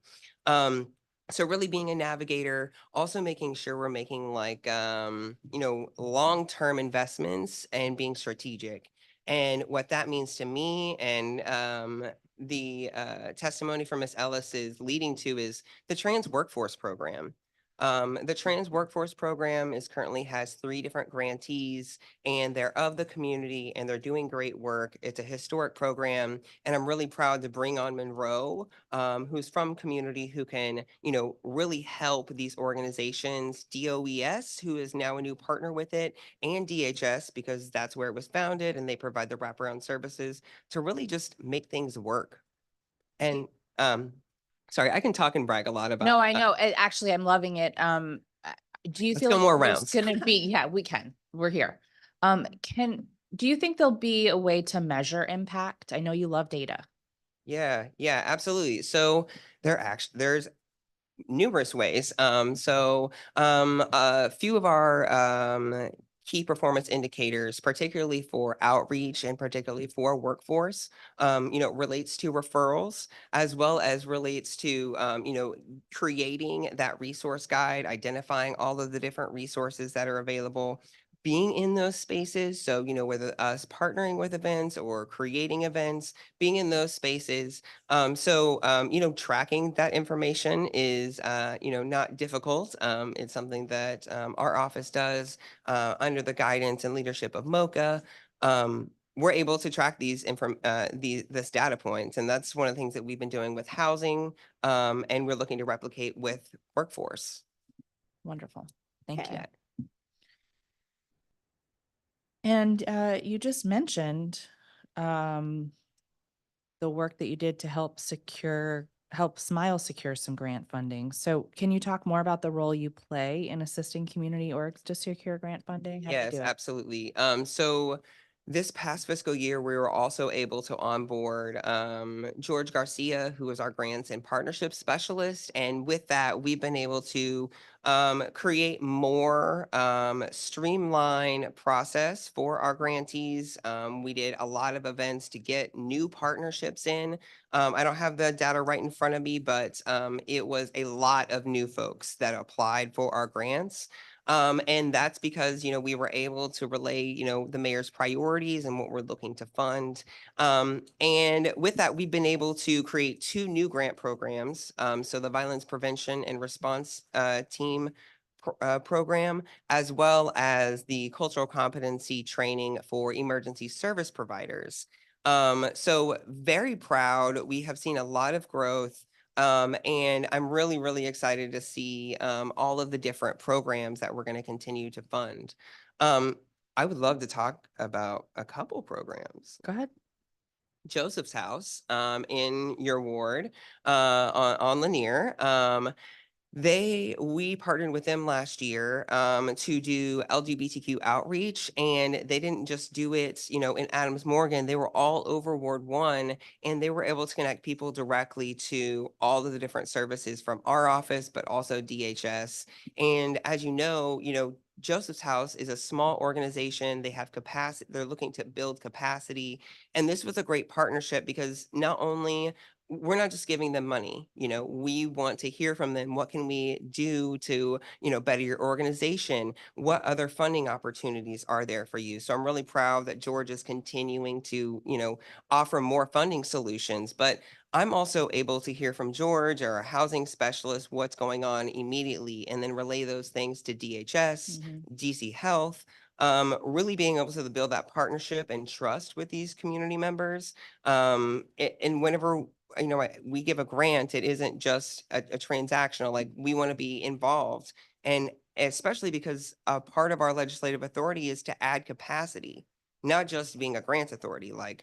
And one of the things that we noticed is whenever we got a lot of applications, but we weren't able to fund all of the things due to funding, but some applications also just did not meet the basic requirements under MoCA, which I'm sure you can get a list of and say, like, these are all of the requirements. Sure. And to me and George and our team was like, okay, well, how do we make sure that these organizations can go to OTR and know how to get their clean hands?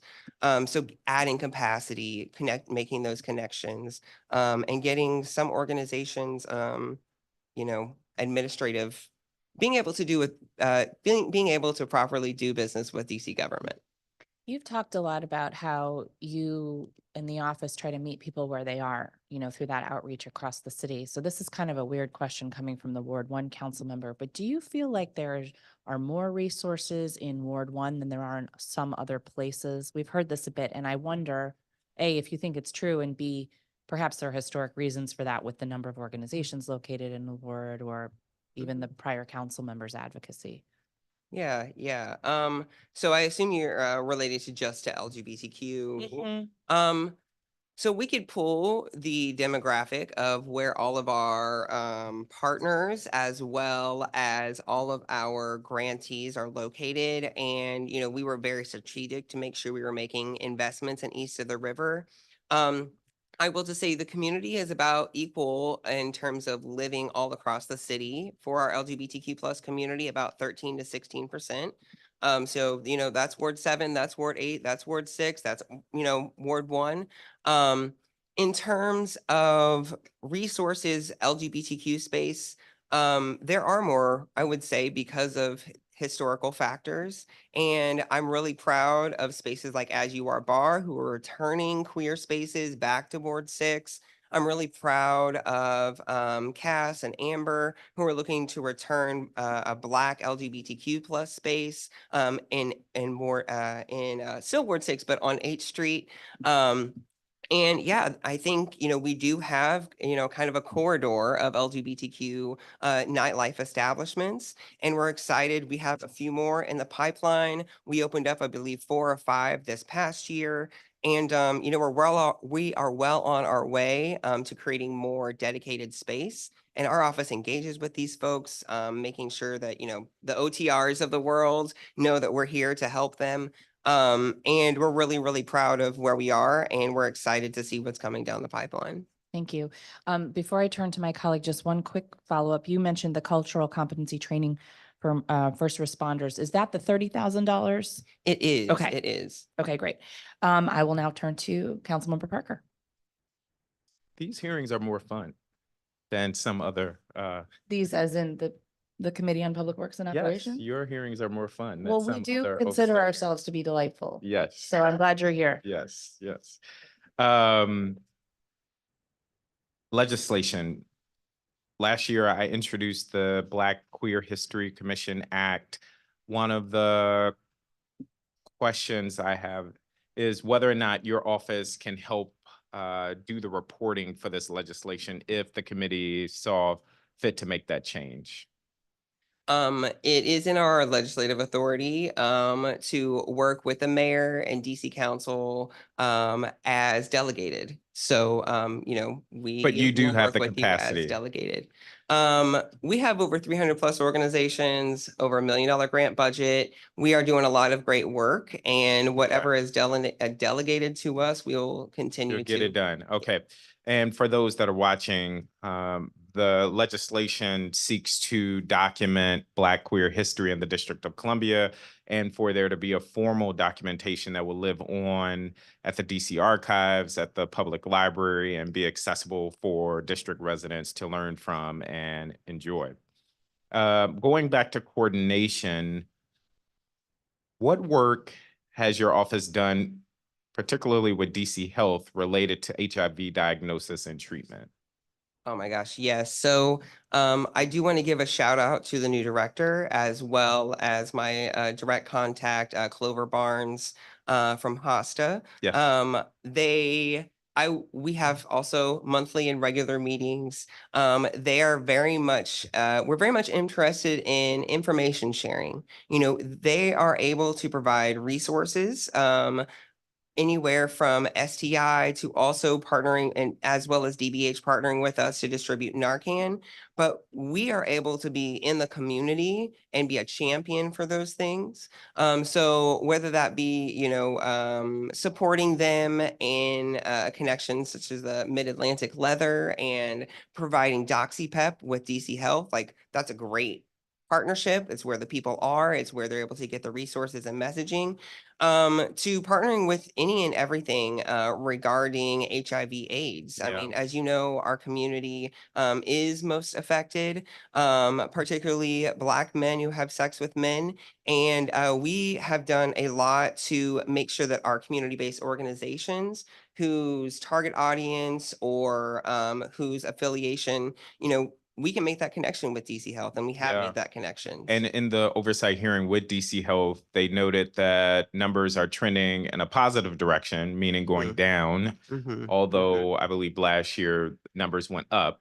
And so that was a concern for me, and I'm happy to hear that there is that level of coordination. If I could push and just share, but getting closer to communities. And so I know your office and agency, DC Health, is doing a lot, but there are people in communities that have relationships, especially with young people, that we can't replace or compete with. And so how do we incorporate them in these programs to reach especially some of our young people that may not have the knowledge of the dangers and harms that are out there? Well, I've been really proud of DC Health because, we've had these conversations and, it's been Clover and her amazing team have been able to say, okay, I've seen this. This is what I've heard as well. How do I find federal dollars for this? And I just want to commend her and her team for being able to For finding the utilize. money. Yeah, I mean, she's done a great job at it and she is an amazing ally for our community. And then, I mean, you've seen it. You were at Us Helping Us as Gala, and you have seen the work that DC Health has done to help support those organizations. And just to give a little bit more background for the committee, COVID happened and it was Yes. very difficult for any jurisdiction to provide testing. And I think DC Health is doing a great job. I'm really impressed by Dr. Bennett. One of the things I also noticed when I looked at their grantees is Us helping us receive, I think it was $500,000. There are other grantees that were receiving millions of dollars. And so when I talk about empowering the folk that are closer to the communities that are feeling the pain, that's an example of what I'm talking about, which is a great segue for the grantees through your office. How many grantees are there in total, you would say? There is 37 for FY24. 37 and 39. 39. Okay. And about how much money accounts for the grants that you're distributing? We're distributing upward of $900,000 between the 3 different grant programs, the community development grants, Okay. as well as the 2 different cultural competency grants and the And- Food Park grant. I think I got this number. 13% were located in Ward 7 and 8. Is that accurate? What you were sharing with Councilmember Nadeau? Yes.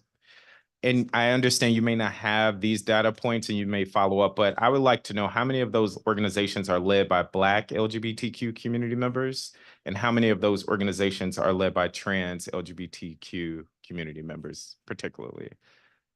Again, I understand you may not have come prepared with that, but in an effort to make sure that we're casting a broad net, and I know some of this is about who has access to these organizations, but I would love to endeavor to just make sure we're reaching those in greatest need.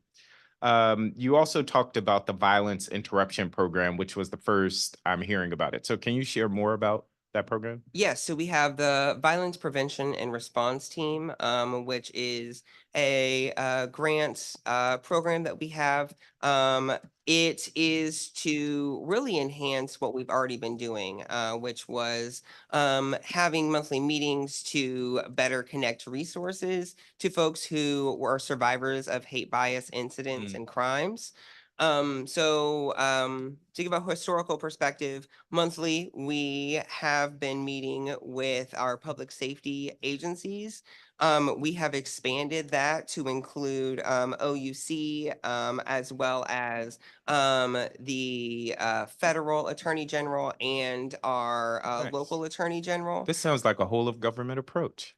And we now have funding to engage folks to do prevention work, Yes. as well, unfortunately, as response work. I love that. So I can provide you with a list of all, or actually, Why aren't we talking more about that? This is the first time I've well, ever heard about. yes. So we're really excited to roll it out. Gabby and our team have a lot of great opportunities to show this work. But we really are in the stages of like building out what was a meeting and just a, hey, you need to follow up to, this is what intake looks like. These are the dedicated services, which includes legal services, mental health services, also dedicated training for our Latinx population, folks victims of domestic violence and intimate partner violence. So we're really excited. There will be outreach in the next month. But Nice. as so you've kind of I'll just point it out. There are capacity building issues, not necessarily for our office, but creating a program, we can't just do that overnight. Understood. Additionally, these organizations who are looking to attempt to be partners with us, like I would love for there to be more trans-led organizations.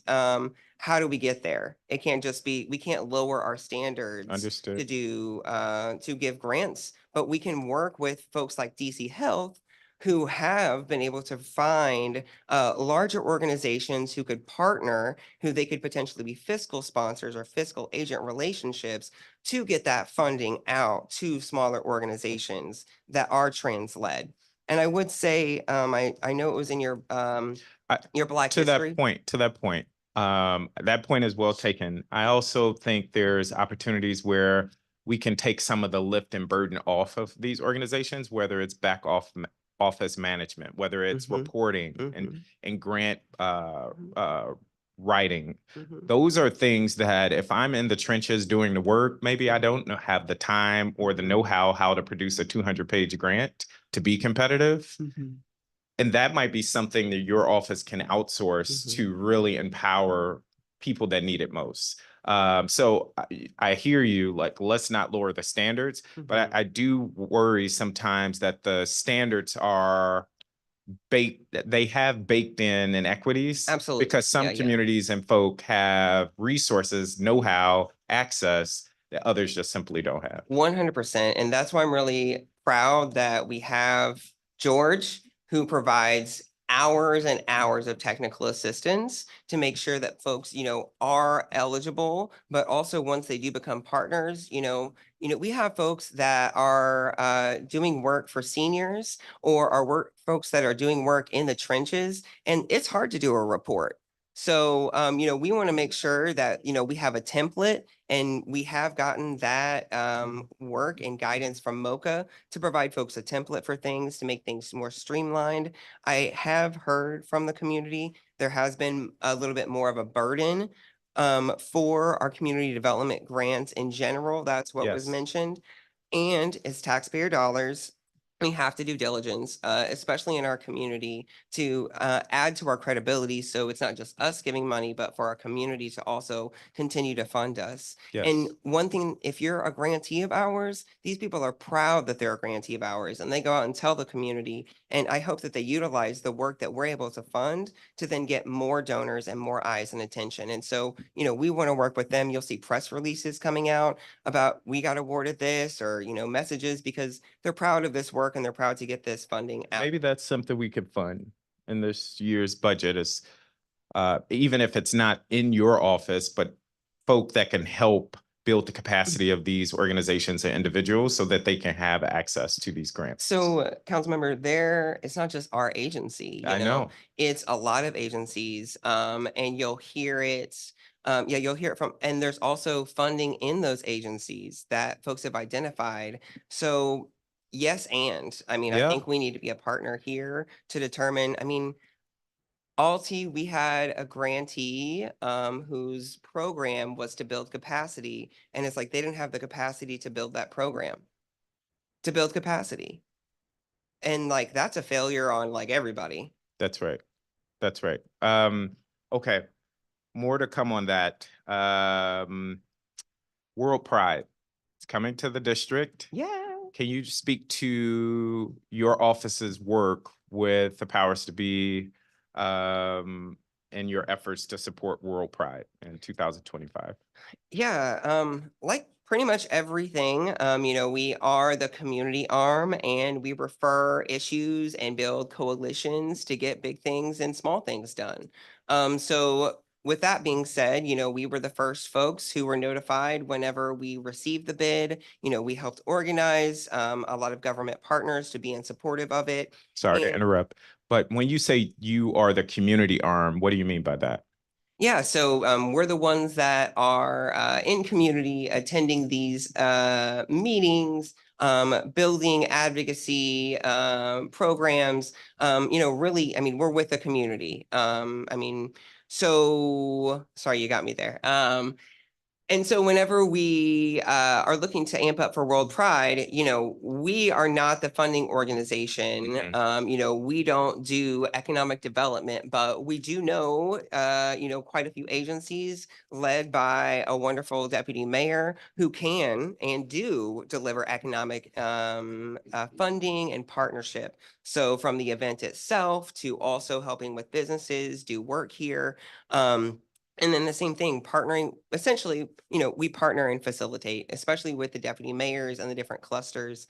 To my count, there's about 60, 65 organizations within the federal and local government who will have some hand on this. And I'm really proud of our partnership with the Mayor's Special Event Task Force to not only work with, Capitol Pride and their annual Pride, but the high heel race and numerous other events to bring people back downtown Mhm. and to get and draw more tourism.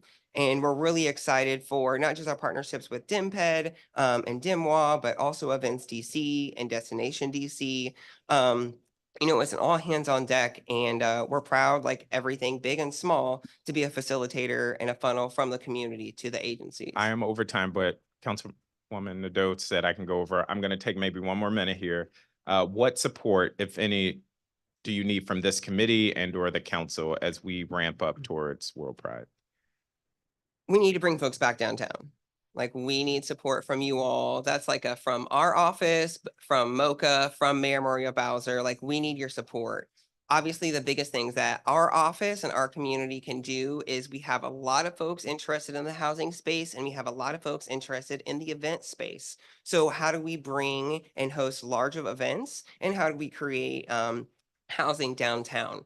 I think another part here is I need your help with World Pride. And what that looks like is, showcasing to our city, showcasing that our city to the world. And that means engaging where you're at in other spaces about how we're going to have a successful World It's Pride. going to be successful. So I need you whenever you're outside of the district saying, hey, are you coming to make World Pride plans? Like, will you be here, particularly in our LGBTQ plus networks, to make sure we have folks here and to celebrate our 50th anniversary of celebration and pride in 2025. So And one last question there. I think I just said that the last time. I promise this is the last question. Does your office have the capacity needed in these next few months to do everything that is required for World Pride?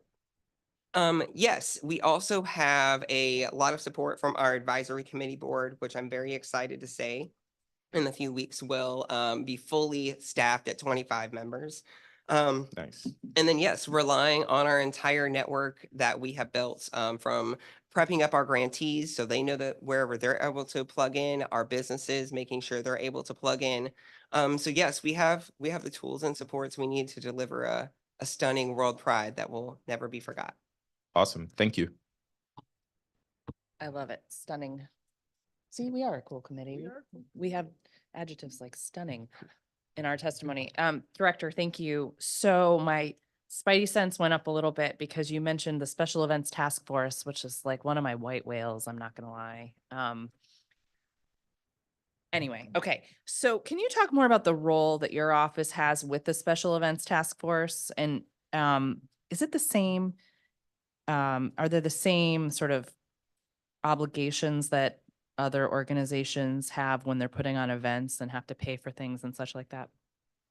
So yes, we do work. We're not a seated member of the task force. There are a couple of events that our community-based organizations host that would require them and meet the thresholds to go through this. Because our organization also goes through the task force due to us hosting the 17th Street, historic 17th Street high heel race. Yeah.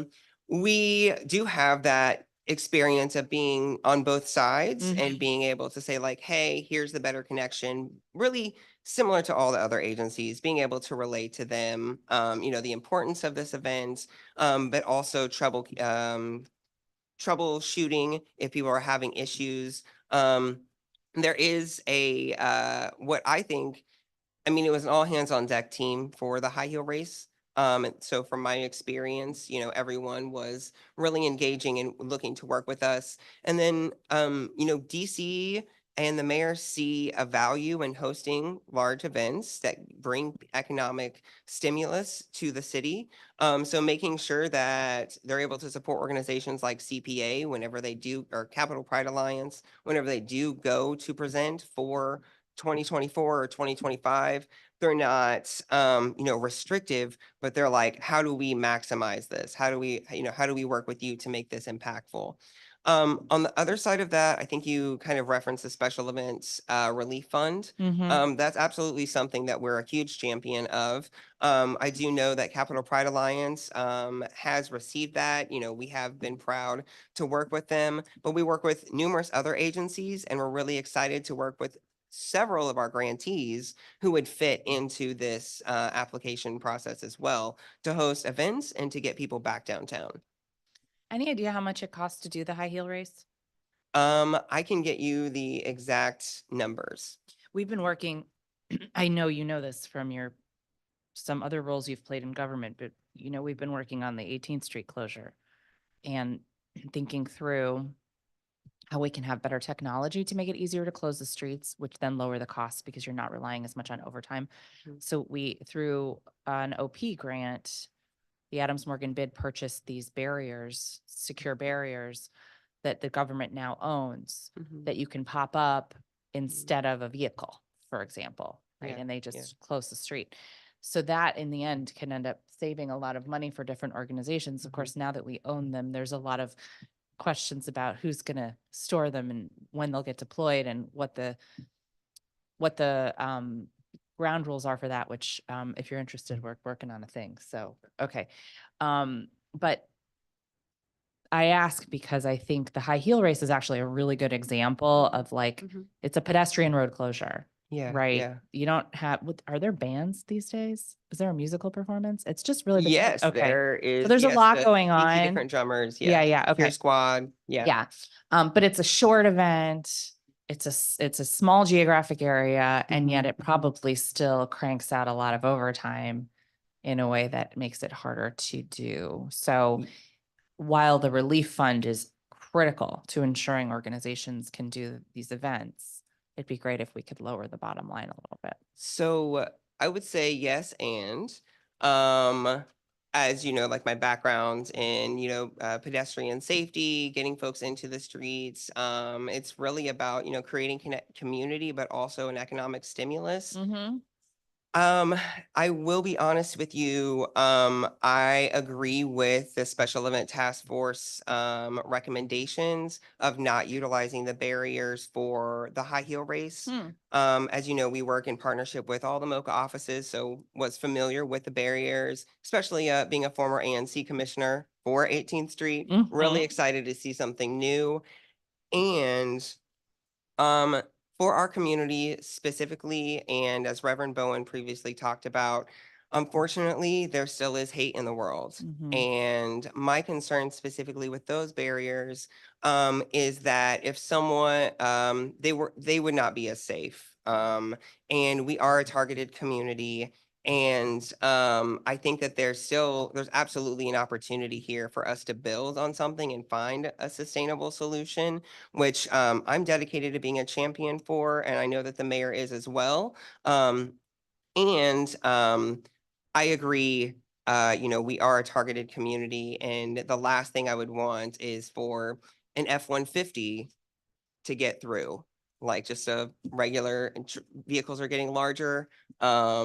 So yeah, just a standard truck. I've seen videos of just plowing through the thing. And I think that we need to think, more holistically. And I appreciate the effort, especially from folks at the AdMode bid, and you, Councilmember Nadeau.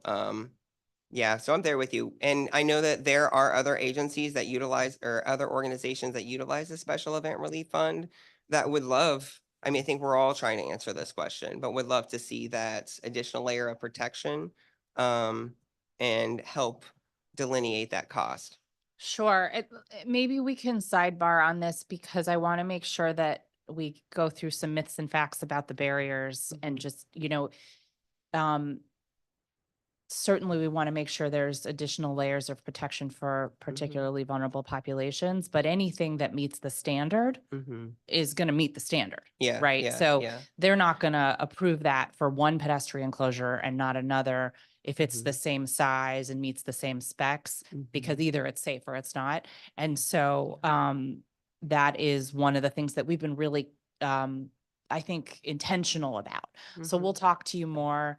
I think we're all going in the same direction here, which is try to make Yeah. it more feasible to do these types of community events in a way Yeah. that doesn't break Yeah. the bank. So Yeah. we'll talk more about it. And then new topic. Speaking of safety, can we talk about the liaison unit at MPD? Do you know how many officers are part of the unit off the top of your head?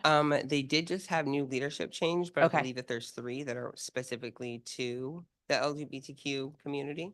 Thank you, Councilmember, for joining us. And do you feel like they've been effective in creating ties with the community and combating potential instances of hate crimes? Oh my gosh, yes. I could not be a bigger supporter.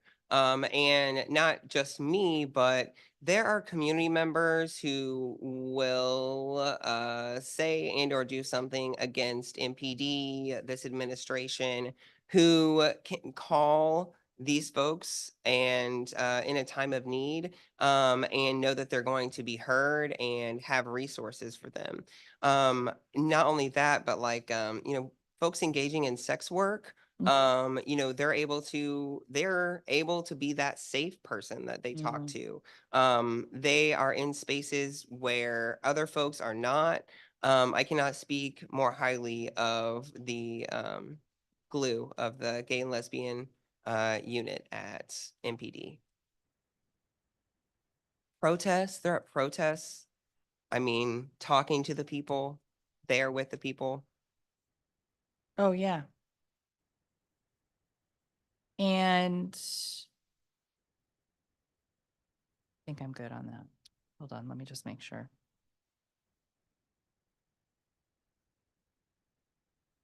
All right. Oh, do they hold any public events, like kind of like meet and greets, that sort of thing? I'm sure they would. I know that there's been some coffee with a cop. And I think that they would very much, I mean, anytime that they want to partner with us, they very much are interested in partnering with us to do that. So yeah, we can definitely work with them to do that, I especially. mean, if it adds value, I'm not trying to like make something up just for the sake of it. Well, I but- think that's the thing. A part of VPART. They're one of the agency members of VPART. Right. So I think part of it is, they're going to be one of our biggest ambassadors for VPART and saying, hey, you need to make this connection with the team so you can get, legal protections, mental health services. They're going to be our lead ambassadors, incredible messengers there. So I honestly think that they're probably some of the most recognizable folks in DC government and they're at all the nightlife establishments, they're Right. at all of the large events. Yeah, so I mean, I think that they're all, to your point of or my point of coffee with a cop, they're always looking to engage more and be in spaces more. So I don't think that would be a big lift for them to be like, oh yeah, we're already here. So, Let me buy you a cup of coffee. so you think there's 3 or so, but it's a small number of people. How does it work when somebody's been a victim of gender-based hate crime, a member of the LGBTQ community? They call 911 and then what happens? So MPD probably would be the best, and OUC would probably be the best to get the full breakdown of that. Yeah. But I can let you know that the liaison unit engages with us as soon as they know that it is a member of our community, whether it being hate bias or not. And a lot, or not a lot, but about 50% of the reports during the month are actually intimate partner violence and domestic violence. So it's someone already. They have been able to not just say like, oh, it's been this is the survivor's contact, but like, here's the bigger context of what's happening here. And what triggers the engagement of someone from the unit? Do you happen to know? I believe it would be reporting from the person on the police officer on site, whether that be direct, like I'm a member from the community, or potentially if they feel like the member is of the community, which I agree with that policy. I would rather us be over capturing people than under capturing people. Yeah, so there's data on that. Yeah. Yeah. You've mentioned OUC a couple times. You mentioned they've joined the working group. Mhm. What's it been like to have them engaged? And what do you think the impact will be? MPD. OUC. OUC, yes. Oh my gosh. Okay, so this actually idea stimulates from the community, but the director is very much in favor of this. And a part of, I guess, to look holistically, the conversation with OUC is, okay, we need you to be a part of VPART so we can hear, how folks are engaging with victims of crime, but also, how are we training you all to support our community once you're hearing something? So in our cultural competency emergency service provider grants, we included OUC to be a part of that. Because okay. it's not the full. So yeah, having it's a whole partnership with OUC. So we're still determining what we would do with those records and how we would utilize and rectify that and how we're going to report it. But just having them at the table, acknowledging like this is where you can play your piece. Because I think that is a key question. Like how do police officers know when to call in the liaison unit? And how do we determine, what's the person on the other line? How are they engaging with folks? Are they using pronouns correctly? But it's more than pronouns, and it's also about empowering folks at OUC. And I'm really excited to partner with the director to give her leadership team supports as well as folks picking up the phone. Yeah, because I guess OUC has to know the right questions to ask, Exactly. right? Because otherwise it's Exactly. up to the victim or the caller to Mhm. say, we need the Mhm. LGBTQ liaison Mhm. unit here, right?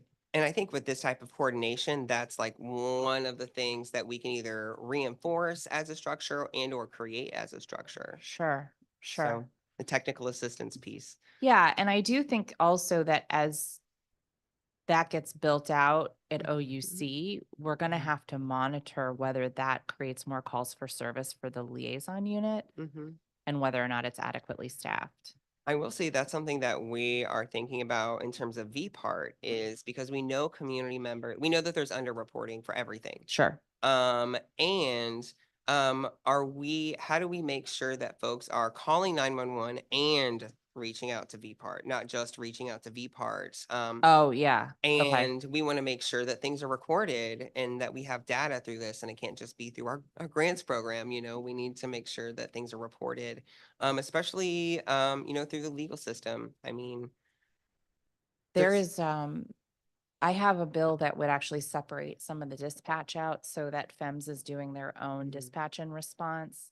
So Mhm. one thing to keep on your radar, if that comes to fruition, that you'd want some more cross training with FEMS as well.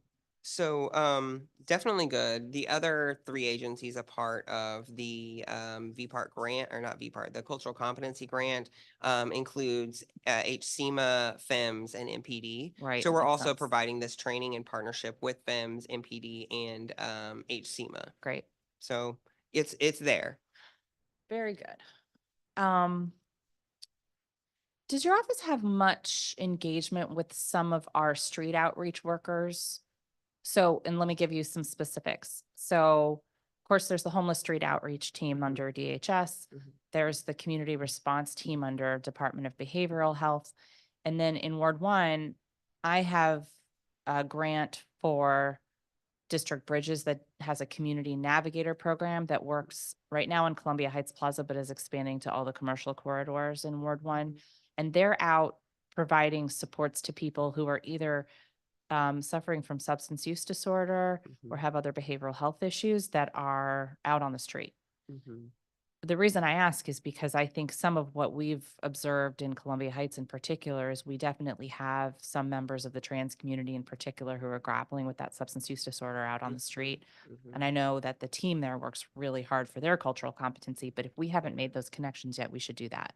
Yeah, definitely. Okay. There are numerous organizations that work with DBH, and can provide those resources, from as simple as the Narcan and the training to also like, actual, therapy resources, to get people, the resources that they need. And that part I Yeah. think we've got covered. I just want to make Yeah. sure that you all know each other and who's working in that space, just in case. Mhm. And I'll send you the report that we have on the pilot. And now that we're expanding it, you'll get to see it. Our other partner on the ground is HIPS, who I know you Yeah, I work with all was- the time. yeah, So yeah. that's not even, so we're standing up a program. I think there's one in Trinidad as well, but the one that we're standing up is at the Shaw, Okay. at the Howard Theater. Yeah, yeah. So we'll have a dedicated harm reduction team right there on T Street. Mhm. And we've got a partnership with, Right next to the I could have center. talked to Reverend Bowen about this. We've got a partnership with Florida Avenue Baptist Church to create some indoor space for the harm reduction work. That we just got from basically me pounding the pavement going, who can help? Who's got a room? So the DC Center is right. The new space is right. We'll be opening up. Yeah. So we should, Yeah. I mean, I'm sure Johnny knows this, but, Mhm. but yeah, we'll make that connection Yeah. too. Cause I think there's a lot of opportunity here Mhm. to make sure that everyone is getting all the resources that they are Mhm. eligible for. Mhm. But the whole goal with some of these programs is because we know DBH, they have 20 vacancies. There's 60 CRT members for the whole city 24/7. Having some dedicated resources, place-based resources is my current mission. And so we've been doing that everywhere I can. And then, being able to have those results from the pilot in Columbia Heights has been helpful in talking about the expansion, but I'll get some of Yeah. that to you and we can make sure just that Yeah. your office is in the loop as much as possible. So we have a great working relationship with DBH as well. Great. I would say, like the most recent example was making sure that nightlife establishments have Narcan administration Yeah. on tap ahead of New Year's Eve. And it is one of the things you haven't asked me yet, or you may not, but what's Go going ahead. on, like with our community, and it is, being able to provide Narcan Yeah. and the fentanyl. And I will say, like, DBH has stepped up. They're engaging with us. They're identifying federal resources to pay people to be out in these spaces. I mean, people need these resources after hours. Right. And we Yeah, I want know to be HIPS there. is looking for more places to put the vending machines, Mhm. right? So they have the Narcan and the Mhm. condom vending machines. And Yeah. I don't know if they do needles in the machines, but something like that. And so we're looking for a space like that in Shaw. So maybe the center can help with that too. Because that's definitely a need. I think they'll ask the church too, but that might be like a bridge too far. I really don't know. We're learning more about that. That's a new relationship for us. So, fantastic. I have a sort of constituent services type thing, to see if we can compare notes. So I've gotten cases in my office of parents being unable to obtain birth certificates that properly identify the parents' genders.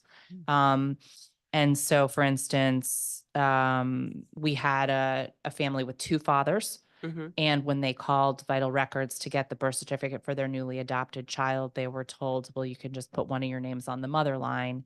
And that's just the way it is.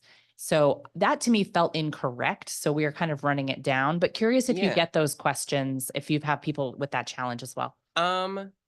Honestly, no, because we do have CBOs that are able to provide like, that hold people's hands through the name change process or any of these different processes.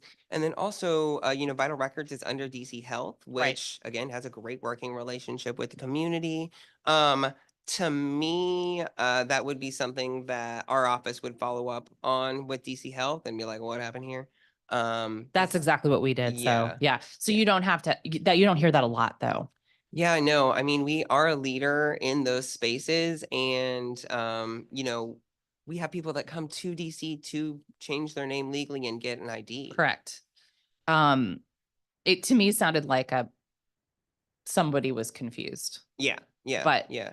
Just checking on that, because I know council did get involved in some of that a couple years ago, trying to make sure that Vital Records could Yeah. create a equitable space for And that. it's one of the reasons why, we're known as like a trans refugee city, not just in the nation, but all across the world. Yeah. And particularly in Ward 1, while you see so many folks being from South America and because they're coming Countries here. where they're being persecuted, Yeah. for their gender identity. Yeah. Okay, we are winding down, I promise. Can you walk us through how your office budget works? Do you have your own budget or are you subordinate? We work with MoCA as an agency to formulate our budget for the upcoming fiscal year, knowing our large events, obviously LGBTQ History Month as well as Pride Month. And then again, we rely on partnerships and grants, which we're really proud of, to better serve our community. When you say partnerships and grants, you mean the Office of Partnership and Grants or? Actually, yes. Okay. We do work with Serve DC to, per our legislative authority, to accept donations in terms of funding, in kind, as well as volunteer service hours. But you also have independent grant authority? We do. Yeah. Yep. Okay. All right. Anything else you want to add? I just want to reiterate, it was a banner year for our LGBTQIA plus community. We opened, there was a groundbreaking for the DC Center. We expanded our trans workforce program. We won the World Pride bid. We got more folks housed. We were able to create 2 new grant programs that are now in fruition, and we're really excited to see those results. We've done so many historic things, and I'm just really proud of the work that we've done. And it couldn't have happened without the support of these folks in this room, including yourself and Mayor Mario Bowser. It really is, when I say this is a dream job, to be able to come be a kid from Missouri, to move here and like advocate for my community as my job. So I'm just really proud. I'm really proud of the work that we've done and my team. And I hope my community sees the good work that we're doing. Excellent. Thank you so much. Yeah, thank you. Okay, so now what we're going to do is bring up Director Reyes Llanes to represent both the Office of Veterans Affairs and the Office of Community Affairs. And Director, if you could just raise your right hand when you're ready. Do you swear or affirm under penalty of perjury the testimony you're about to give to the Committee on Public Works and Operations is the truth, the whole truth, and nothing but the truth? Yes, I do. Wonderful. You may begin your testimony when you are ready. Thank you.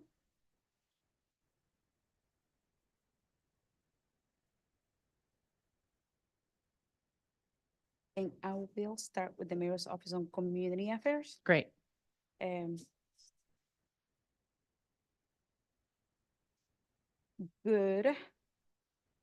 Good morning.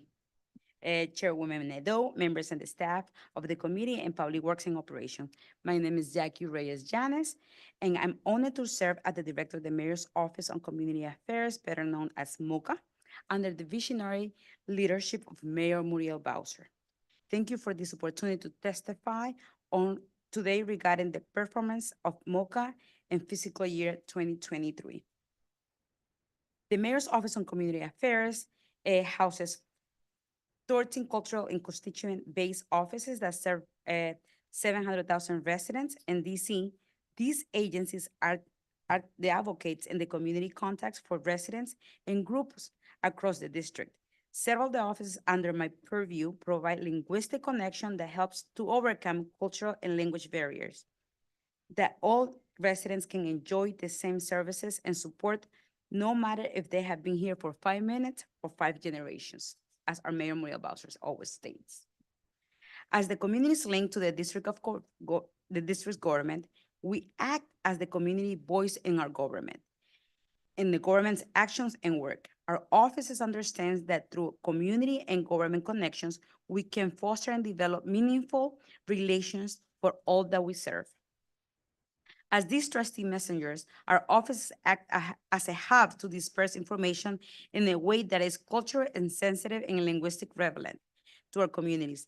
The agencies responsible for this work include the following: Mayor's Office on African Affairs, the Mayor's Office on African American Affairs, the Mayor's Office on Asian Pacific Islanders Affairs, the Mayor's Office on Clean City, the Mayor's Office on the Caribbean Community Affairs, the Mayor's Office on Deaf and Blind and Hard of Hearing, the Mayor's Office on Latino Affairs, the Mayor's Office on LGBTQ, the Mayor's Office on Nightlife and Culture, the Mayor's Office on Religious Affairs, Mayor's Office on Returning Citizen Affairs, Mayor's Office on Veterans Affairs, and the Mayor's Office on Volunteerism and Partnership, better known as Serve DC, and also the Mayor's Office on Women's Policy and Initiatives.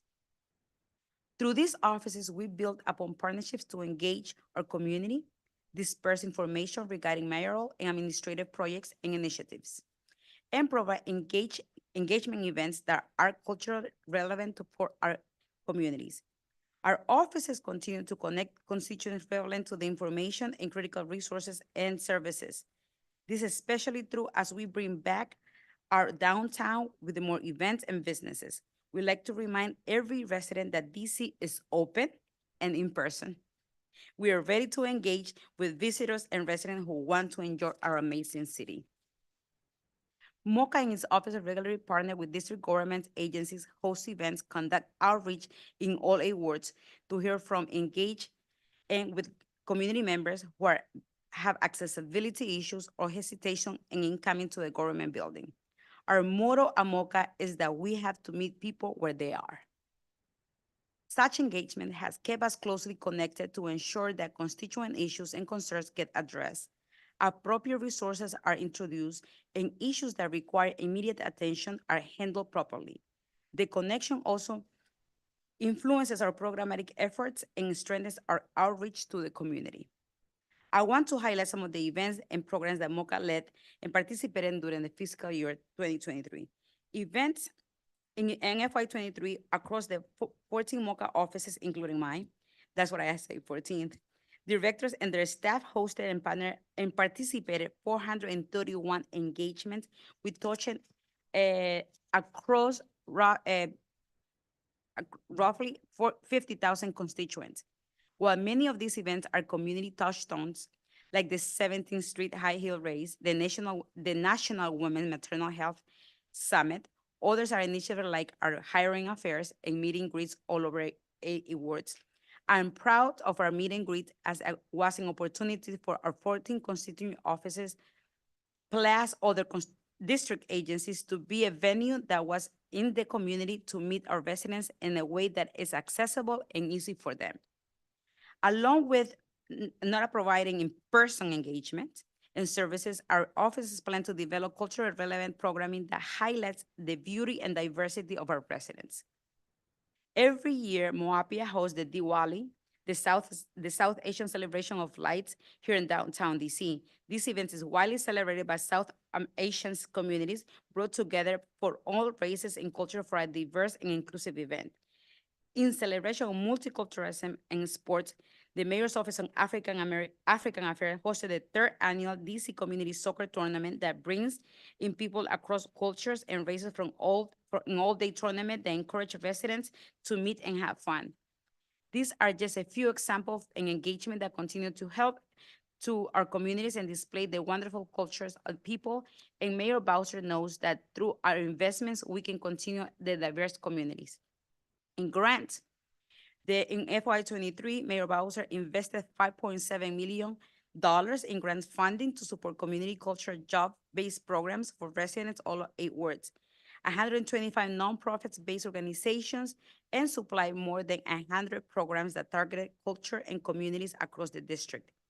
The programming extended over 200,000 residents through direct programs and indirect events that showcase our diversity and DC values.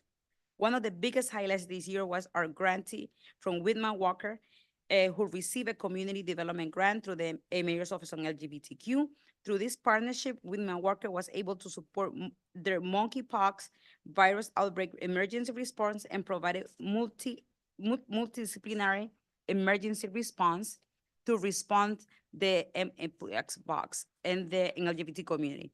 Through MORCA, we also launched the Narrow Access to Job Grants, a program designated to encourage business owners to hire and retain returning citizens to ensure they received on-spot job skills and real work experience. As we talk about programming, I must highlight the work that we have done at CERDC through the Community Emergency Response Team, CERT trainings. Residents learn how to develop, deploy, and activate in case of an emergency. Thanks to CERDC, in case of the district-wide emergency, we have a coalition of residents ready and able to help their neighbors. We also regularly meet with MPDs to support and bolster their programming and outreach efforts. Many of our constituent services, including the Mayor's Office on Asian Pacific Islander, the Mayor's Office on Latino Affairs, and the Mayor's Office on African Affairs, invited MPD officers to do community engagement walks to ensure that residents who may have language barriers meet the officers sworn to protect them. These community safety walks help bridge the cultural gap between residents and officers. The Mayor's Office on Latino Affairs also encouraged a class of residents, the first one conducted in Espanol, and learn how officers serve the community. And FY23, MOCA partnered with the Department of Licensing, Consumer Protections to host and coordinate street vendors, aiming to provide resources and information to residents. The Mayor's Office on Nightlife and the LGBTQ office have hosted active shooter training programs for the community to provide information and resources in the event of a mass shooting, a scenario none of us are ever hope to find ourselves in. Programming and efforts like these are the cornerstones for how we coordinate with our residents and ready ourselves to bring back our downtown. I like to think that DC stands for the District of Culture, and nowhere it is seen more than within our community. Partner events and initiatives hosted right here in downtown, and I know that you come here with us, Chairman Women, to festivals like Fiesta DC, the Chinese Lunar New Year Parade, and partner with the Mayor's Office on Latino Affairs and the Mayor's Office on Asian Pacific Islander. We encourage our residents to continue to seek and attend programming that support our local business in this area. Speaking of supporting local business, I want to highlight the work that we have done to get people and business connected. In FY23, MOCA and their constituent office held 4 hiring fairs.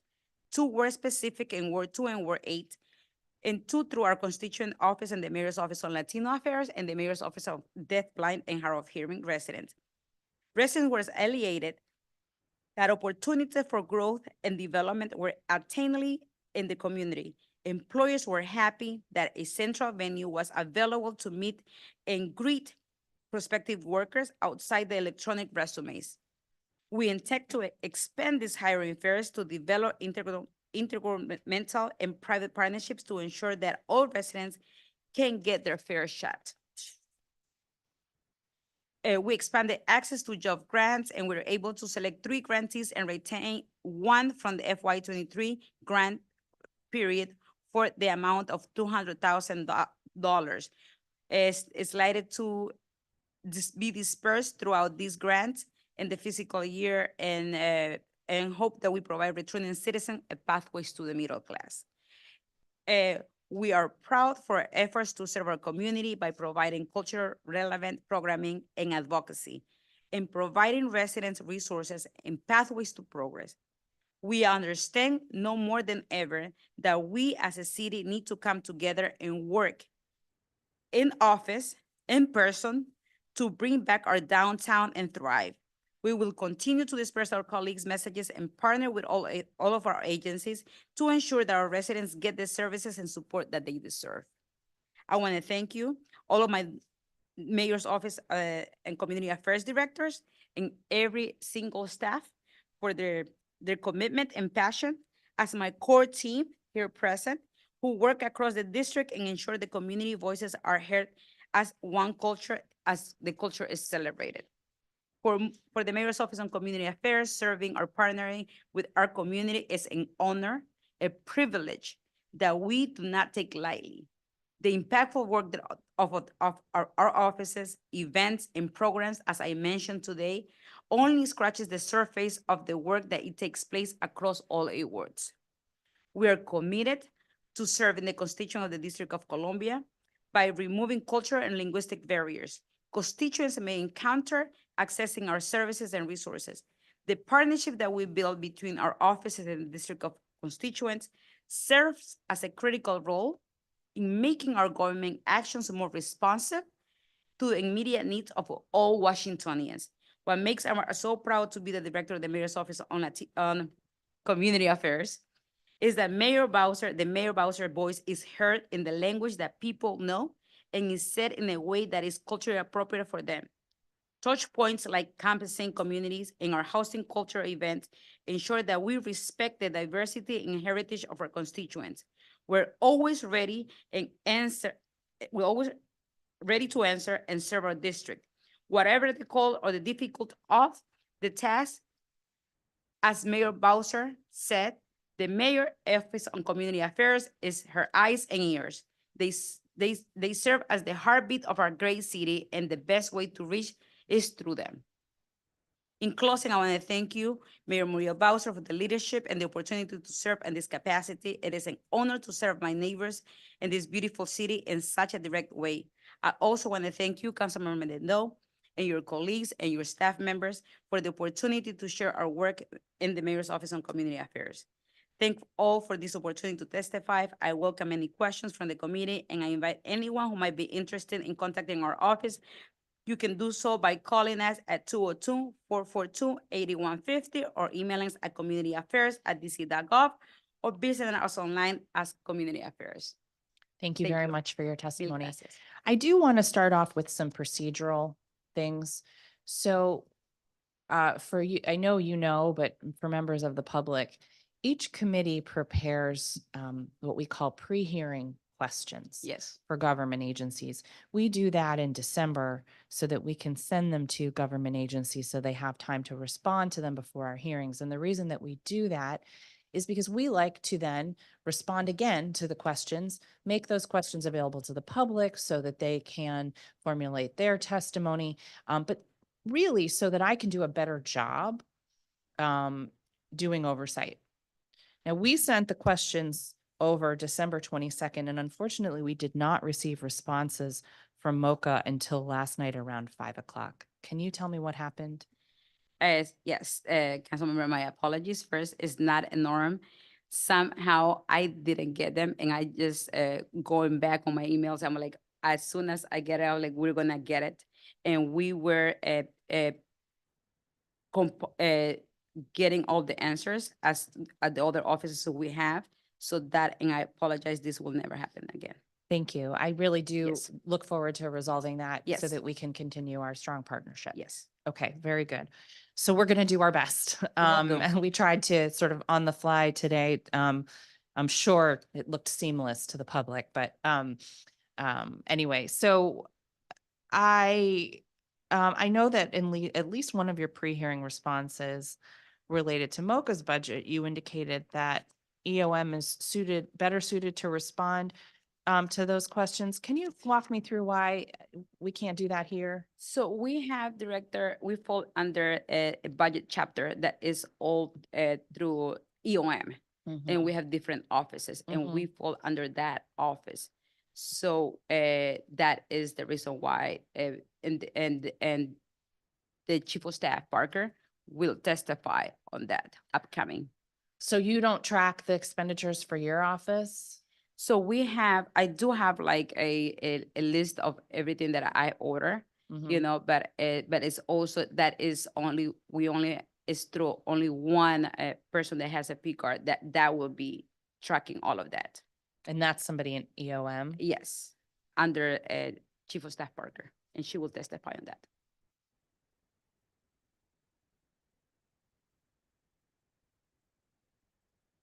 Okay. And how many staff members serve under MOCA? On the core team? On the. Well, under you. Oh, yes. Your core 5. team. Yes. 5. Okay. Yes.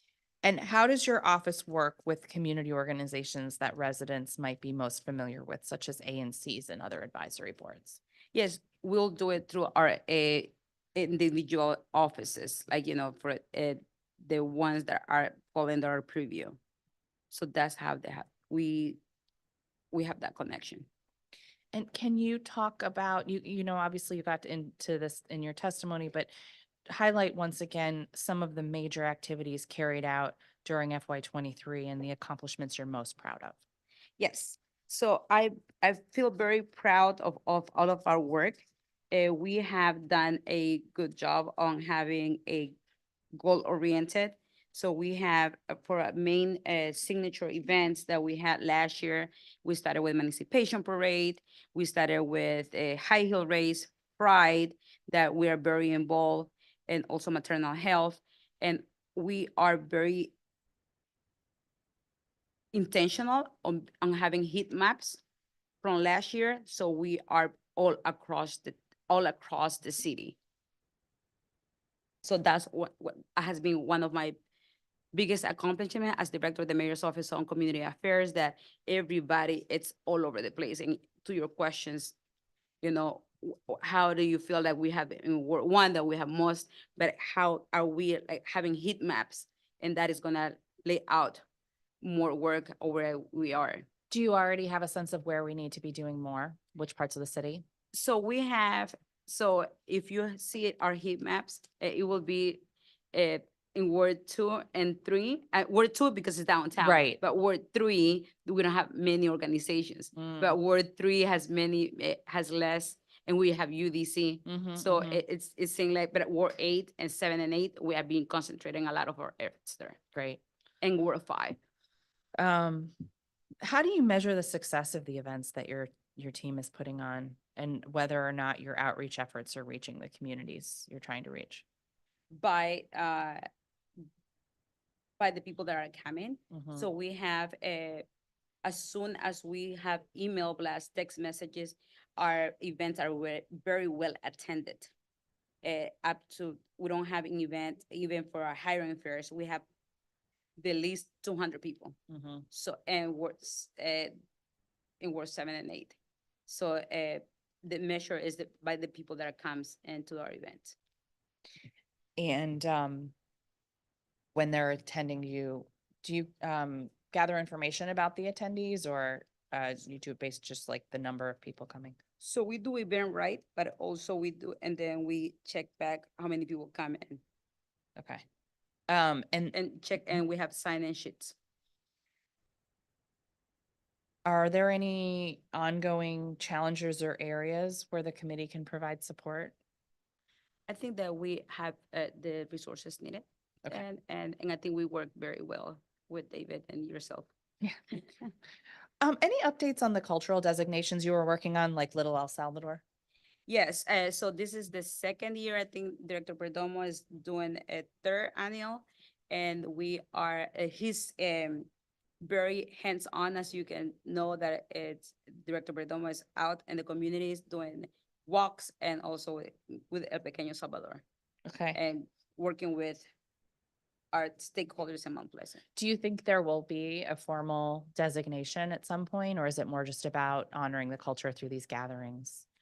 I think that there's something in the works with Department of Planning and Oh, that's interesting. So just for your information, I funded a public life study for Columbia Heights and Mount Pleasant. And so that could be an opportunity to sort of get across the finish line with the Yeah. Little El Salvador designation, if some of that is incorporated into their work. So OP has has a request for proposals out Okay. on that, and Okay. they're seeking folks to run it. We will let Director Perdomo to follow up Perfect. on that. Mm. He will be very happy to. And how has your office worked with other agencies to provide resources for migrants entering our city? We are very close, we are consultative agencies, and we are the outreach. So when we package the information to our constituency, we are very close, and they're very proactive on reaching out to us. Awesome. So there are 13 offices under your umbrella. Can you say more about the role that your team plays with those 13 subordinate offices? Yes. So our main role is to help out with the day-to-day operations and make sure that they're fully staffed and they have the resources that they need Mhm, mhm. on the as humanly possible. We'll get more to, we'll talk more about fully staffed when we get to Office of Yes. Veteran Affairs. Okay. Um,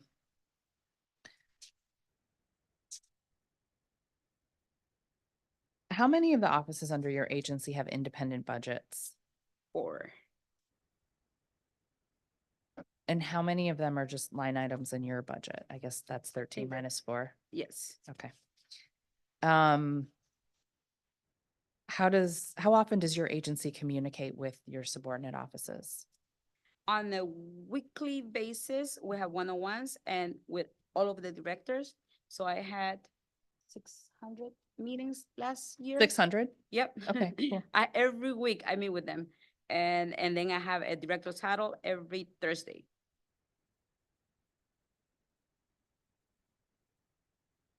That sounds like a fun meeting to come to. Yes. Okay. And what do you do in those meetings? What's the goal? And during my one-on-one meetings, what we do is we go to like help the directors on like pressing issues like budget and planning and making sure that we are on target with our 30, 60, 90 days planning. And we're meeting our goals and wherever we're going, the upcoming events, those are the one-on-ones. And the weekly huddles, we invite sister agency that they can, is anything coming up, they share that with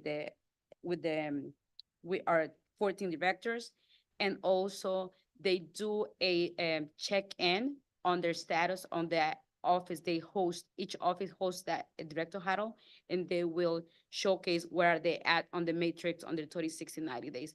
So Mhm. they host 4 times a year, and during director huddles. Oh, that's interesting. Mhm.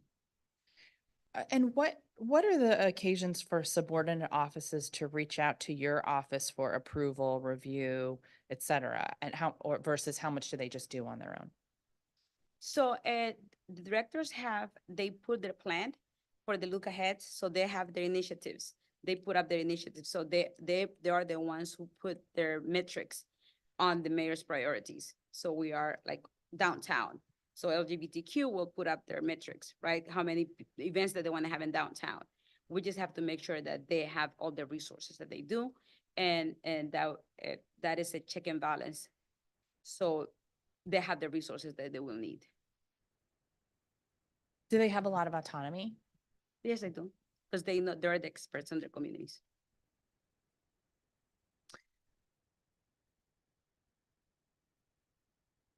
So each year, the mayor awards more than $1 million in grants to community-based organizations through offices under the MOCA umbrella. Can you describe for the committee MOCA's role in supporting subordinate offices and their grant-making processes? Yes. So before Mayor Bowser, there was not a review panel. With Mayor Bowser, we have a grant reviewers from the community, then that comes to the agencies. Then after they come to the agencies, they will come to the Mayor's Office on Community Affairs, and then we check with the Mayor's Office, the Deputy Chief of Staff and the Chief of Staff, and ultimately the Mayor. So that's the cycle.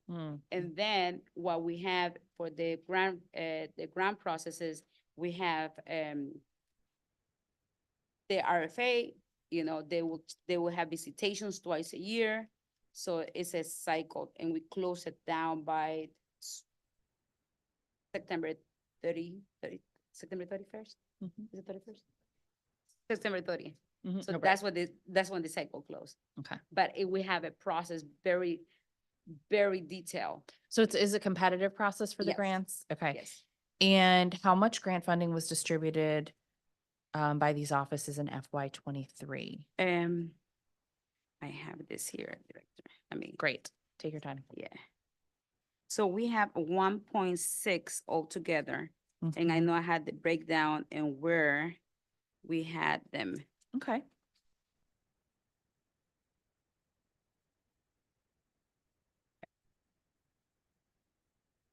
Give me 1 second.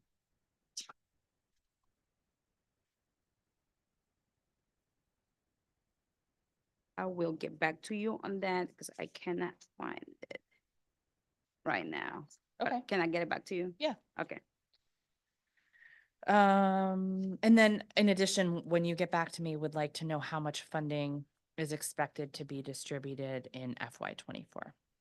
So to, Oh, you might. have that now. altogether, it was $5 million, as I stated on my testimony. Oh, right. It will be the same amount. Okay. Madam Okay. Chairwoman. Thank you so much. And how does your office or the subordinate offices make residents and community organizations aware of the grant funding? So once we have the NOFA, the notification, we put it out through all of the outlets. But it goes to the clearinghouse to serve DC that they send a bi-weekly funding alert through everybody who has signed up. But once we have the NOFA out, it goes out through all the outlets. What we don't do is we don't send it to the individual because it Mhm. gotta be equally to everybody. Right. So I wanna make Understands. that point. Yeah.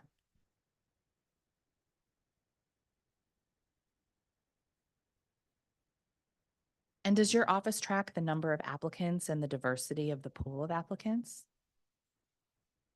So we do a Zoom grant. So we have a, Mm-hmm.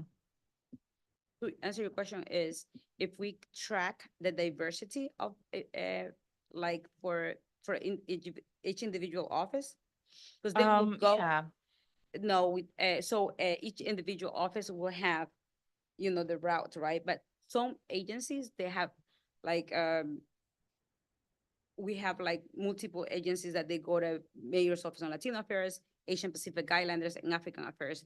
Like, what is the, can't recall it, but I can't have, we have multiple nonprofits that go to different offices and they apply and they can, and sometimes they do apply and their grants are given. Great. Yeah. But yeah, I think just in terms of the tracking, the diversity of the recipients, both, race, gender, Mhm. ethnicity, geography, that sort of thing. And not only the awardees, but also those who are applying, just to understand how we're doing. Okay. Yeah, anything we can learn more about that would be really That, helpful. that will help us. I will make sure that I take a note of that. Thanks.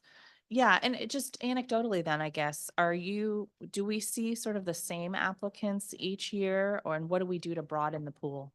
So what we do is, yes, we have a track, like say like return in, and then people that have come in, but it just, we put like seed, like new nonprofits that wanna come. So we are like very aware of like if they need technical assistance. So we give a technical assistance and then we did workshops to people to apply. Mm-hmm. And we have a very robust grants program that we're also like looking for best practices. Do you think the technical assistance has been helping expand the pool of applicants? Yes, and we also had like a program that nonprofits can go in for the nonprofits to go and get trained on how to apply for grants. Sure. Because some small nonprofits, they don't have like the luxury to have a grant writer. Absolutely. So the director is the same, the grant writer and the monitor, Yeah. So it just like, so we're very aware of that and we are meeting that need. One of the things that I've been interested in for a long time that I realize now might be something that your office is also interested in is creating sort of a one door for grant applications for all city grants, because of course, our nonprofits are doing so much work right now. And Yeah. as you mentioned, some of them have grant writers and some of them don't, but it really is a full-time job to apply for all these grants.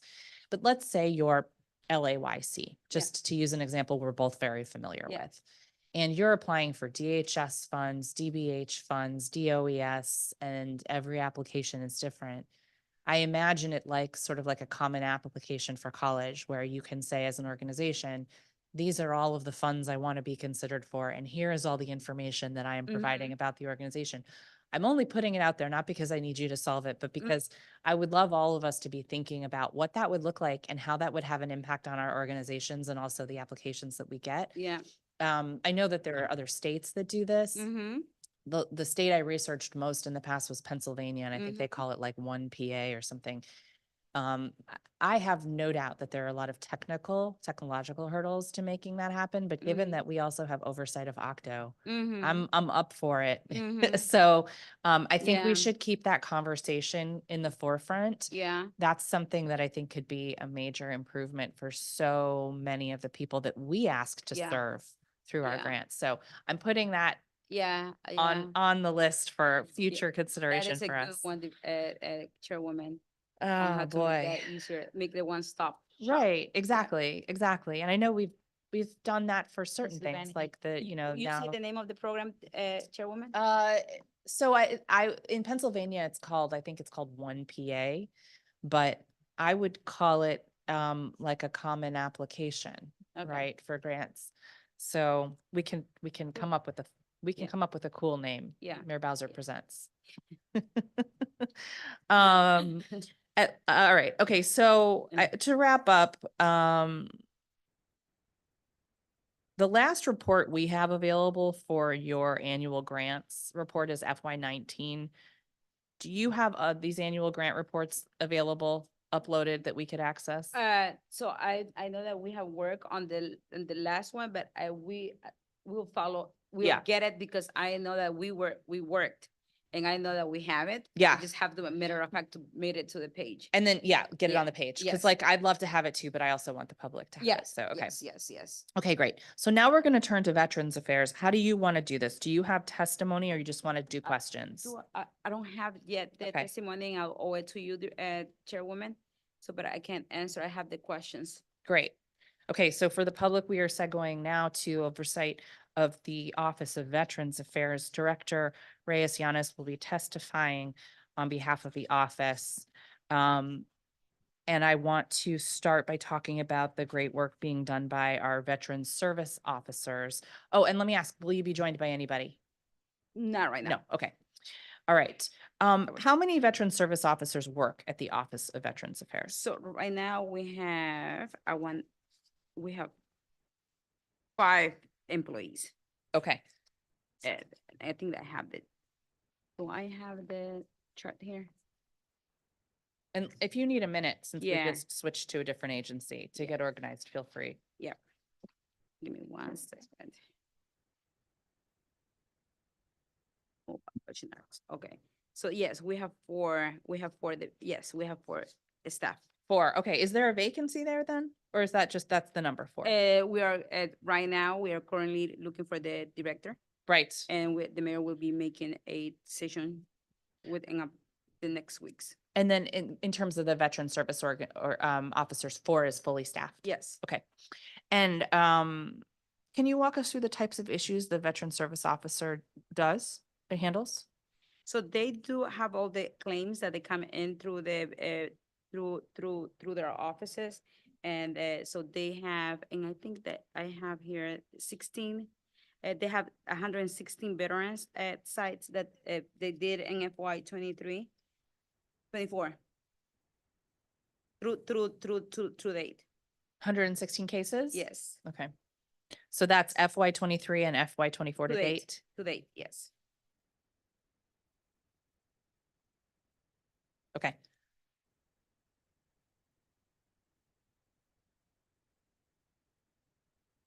And the claims, so those would be things like VA benefits that people are having difficulty accessing? Okay. Yes.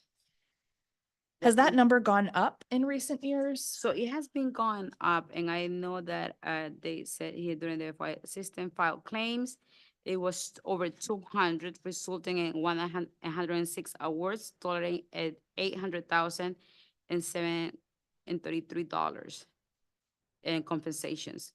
That is the numbers that we have. If that's federal benefits? Yes, federal, file claims, yes.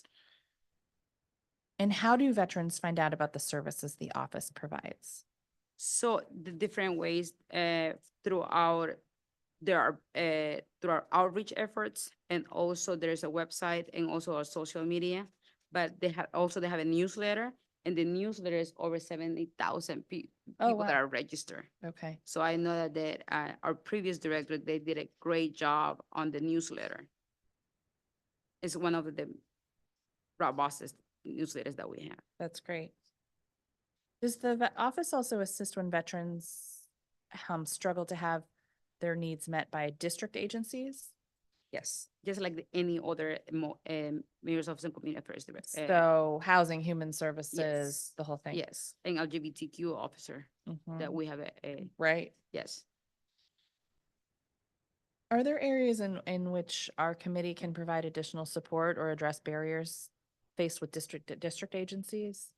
I think that we do, and I think we close with your Yeah. your team members when you guys need, and vice versa.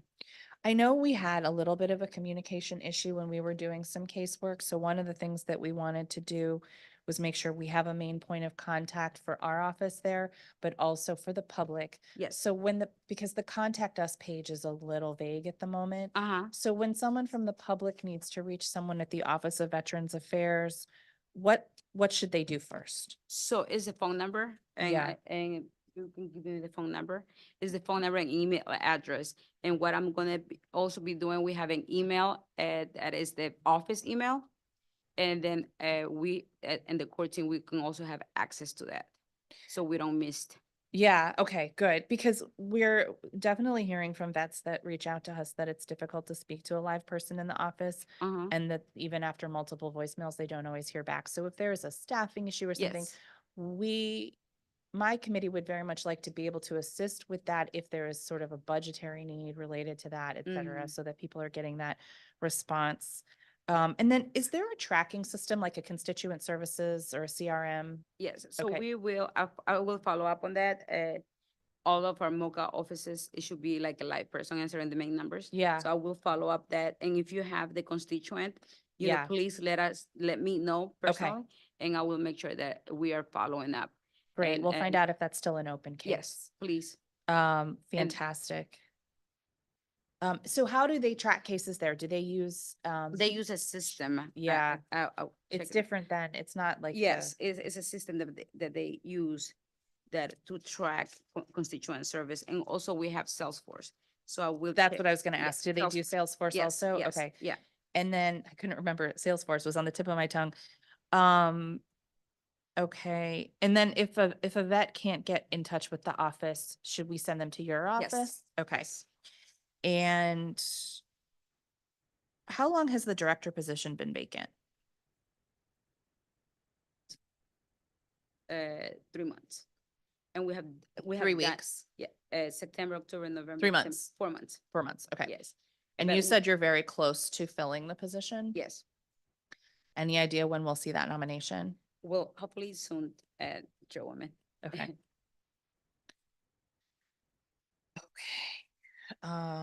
Could you give an update on the monthly veteran roundtables the office holds in the community? Are they still happening? Yes. How can veterans find information on the roundtables? So that is supposed to be updated on the website, and Mhm. we'll make sure that happens, but also is throughout the newsletter, Mm-hmm. and then the newsletter and social media, Okay, but text messages also. okay. And how many people attend on average? It's I will have to get back on you Okay. on like the latest attendance, but I know that they're happening Okay. every month. Any idea what the primary concerns are or consistent concerns are that veterans bring to the roundtables? So it's different, with the different services. And as you know, we have our veterans are on all class levels and also homelessness. So we are always like the services. The name, So a lot the of main one is the casework. services. Yeah, Like reconnecting to services. And that has been like my main questions during the interviews on how to reach out to the most vulnerable. Yeah, it's a pretty constituent services heavy Yes. office. Yeah, okay. Mhm. And then, understanding you've got a tracking system there for case management. How do you collect the information at the roundtables? Do those get into the same case management system? I will follow up with you. Okay.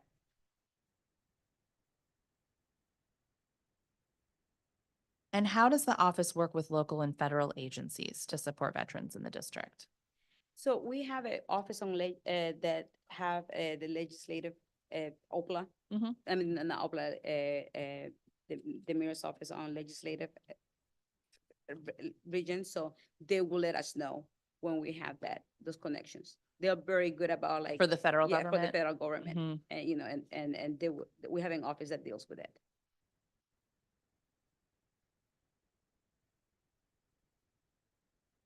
Can you give us some background and an update on the Pathways to Work program, please? That is the returning citizen, Mhm. and that has been one of our newly grants program. What is that you need to know on that, Director? I mean, Chairwoman? If you could just tell us how it's being implemented, any highlights so far? Yes, so the program is meant to be 2 years round, and then once 2 years, they will become new up to $2,000. So the first year, I think that we did 4 grantees, and now we just awarded the next phase. So this will be the second year, and then we will give opportunity to a new host of nonprofits. And who are the grantees right now? I don't know. I will get back to you on that because I don't know out of the top of my head. Okay, yeah, it's already out though? Yes, It's already in, yes, we already okay, award those. okay. And then the Office of Veterans Affairs also offers support through the Vet Rides program in Yes. partnership with the Department for Hire Vehicles, which is also in our committee. Yeah. Can you describe how that program works? So that program is assigned, but that is managed by DMB. Mhm. And then that is, but yeah, I have that here. Just Okay. have it in front of Take me. your time. How many? Yes. So you want like numbers, and we were waiting for the. Sure, yeah. Yeah. So that is that. So we owe you those answers. So the Sure. program itself is, vets can get rides Yeah. to medical appointments, errands, things like that, right? Yes, Okay. that right.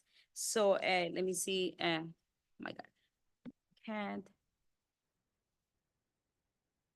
So we had. 1 second. That's right. Please describe. We had a number. We have a total number here. I think it is 12,000, 13,000. 13,000 rides in FY '23? Yes. Wow. Yes. Okay.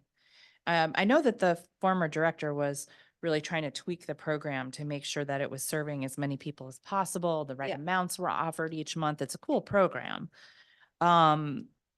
Any idea? Oh, and then in the last performance oversight hearing, the director indicated that an application option for booking was being added to the Vets Ride program. Do you know if that's being implemented? An app? An app, not as Okay. not as now. Okay. Any feedback on the program from the participants? So I know that we had, and this is a hiring vehicles. Is a program with them. Yes. So I know that we had a great feedback, and every year, so to date, it was 21,000 from FY 24 to date. And then we are making sure that everybody knows this about this program. But that's the last numbers from this. So 21,000 is FY 13 plus Yes. 24 to date? Mm-hmm. Okay. Okay. Any challenges the program's faced?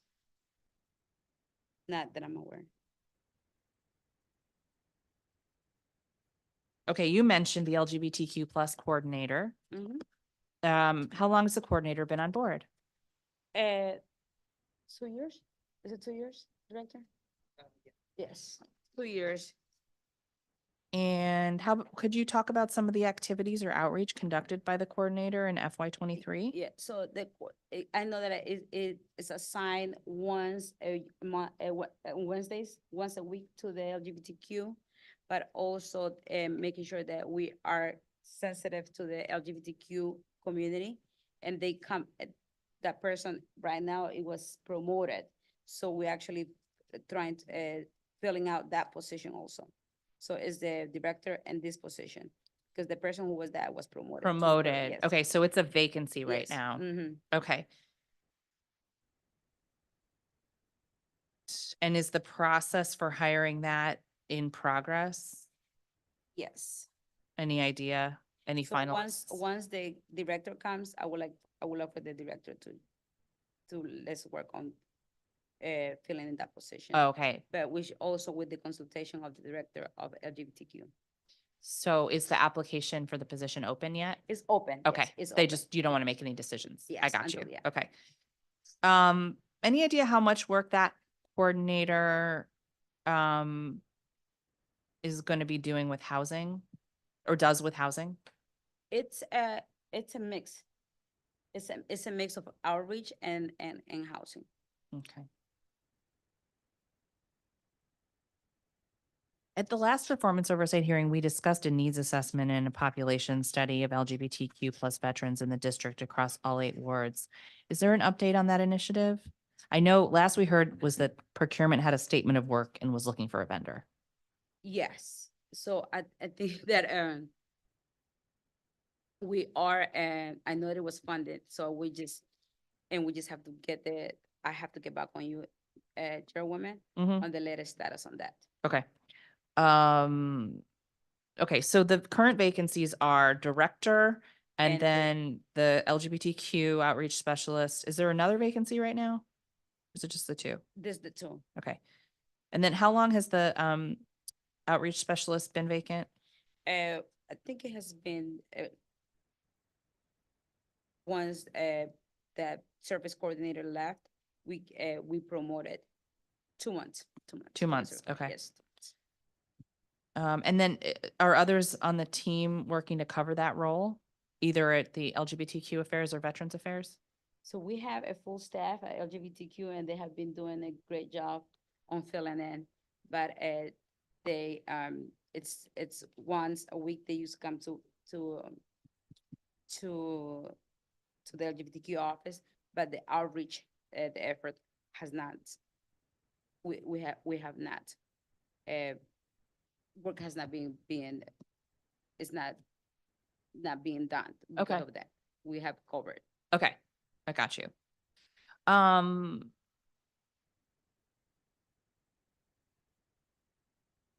At the last performance oversight hearing, we talked about the Veterans Homestead Tax Deduction Amendment Act of 2022. Mhm. And Director Tomigo indicated an interest in an amendment to include the spouse so they can continue to have benefits when the veteran passes away. Has there been any movement on that? I will get back to you on that. Okay, Because that's legislation. Yeah. I will follow up. If yeah, that with ever was- OPLA and it all was of that. even, Yeah. Well, and we can work with the office on it for sure if Mhm. that's the direction we want to go. Okay, Mhm. anything else you want to add? Not at this moment. Thank you for your patience, and we will make sure that we are working with you going forward, and I will follow up on the things that we need to follow up and in our annual report. Thank you. Thank you, Chairwoman, for your time. Thank you, Director. Thank you to the whole team. This will conclude today's public oversight hearing. For those who plan on submitting written testimony for the record, please do so by going to the council hearing management system at lims.dccouncil.gov/hearings. The record will close on Wednesday, February 7th at 5:30 p.m. I'd like to take a moment to remind folks that the Public Works and Operations Committee will be holding 8 more performance oversight hearings over the coming weeks. Please visit the Council Hearing Management System for the Committee on Public Works and Operations Performance Oversight Hearing schedule. For those who would like to testify at any of these hearings, you can sign up at the Council Hearing Management System at lims.dccouncil.gov/hearings. The time is now 12:35 p.m. and this hearing is adjourned. Thank you.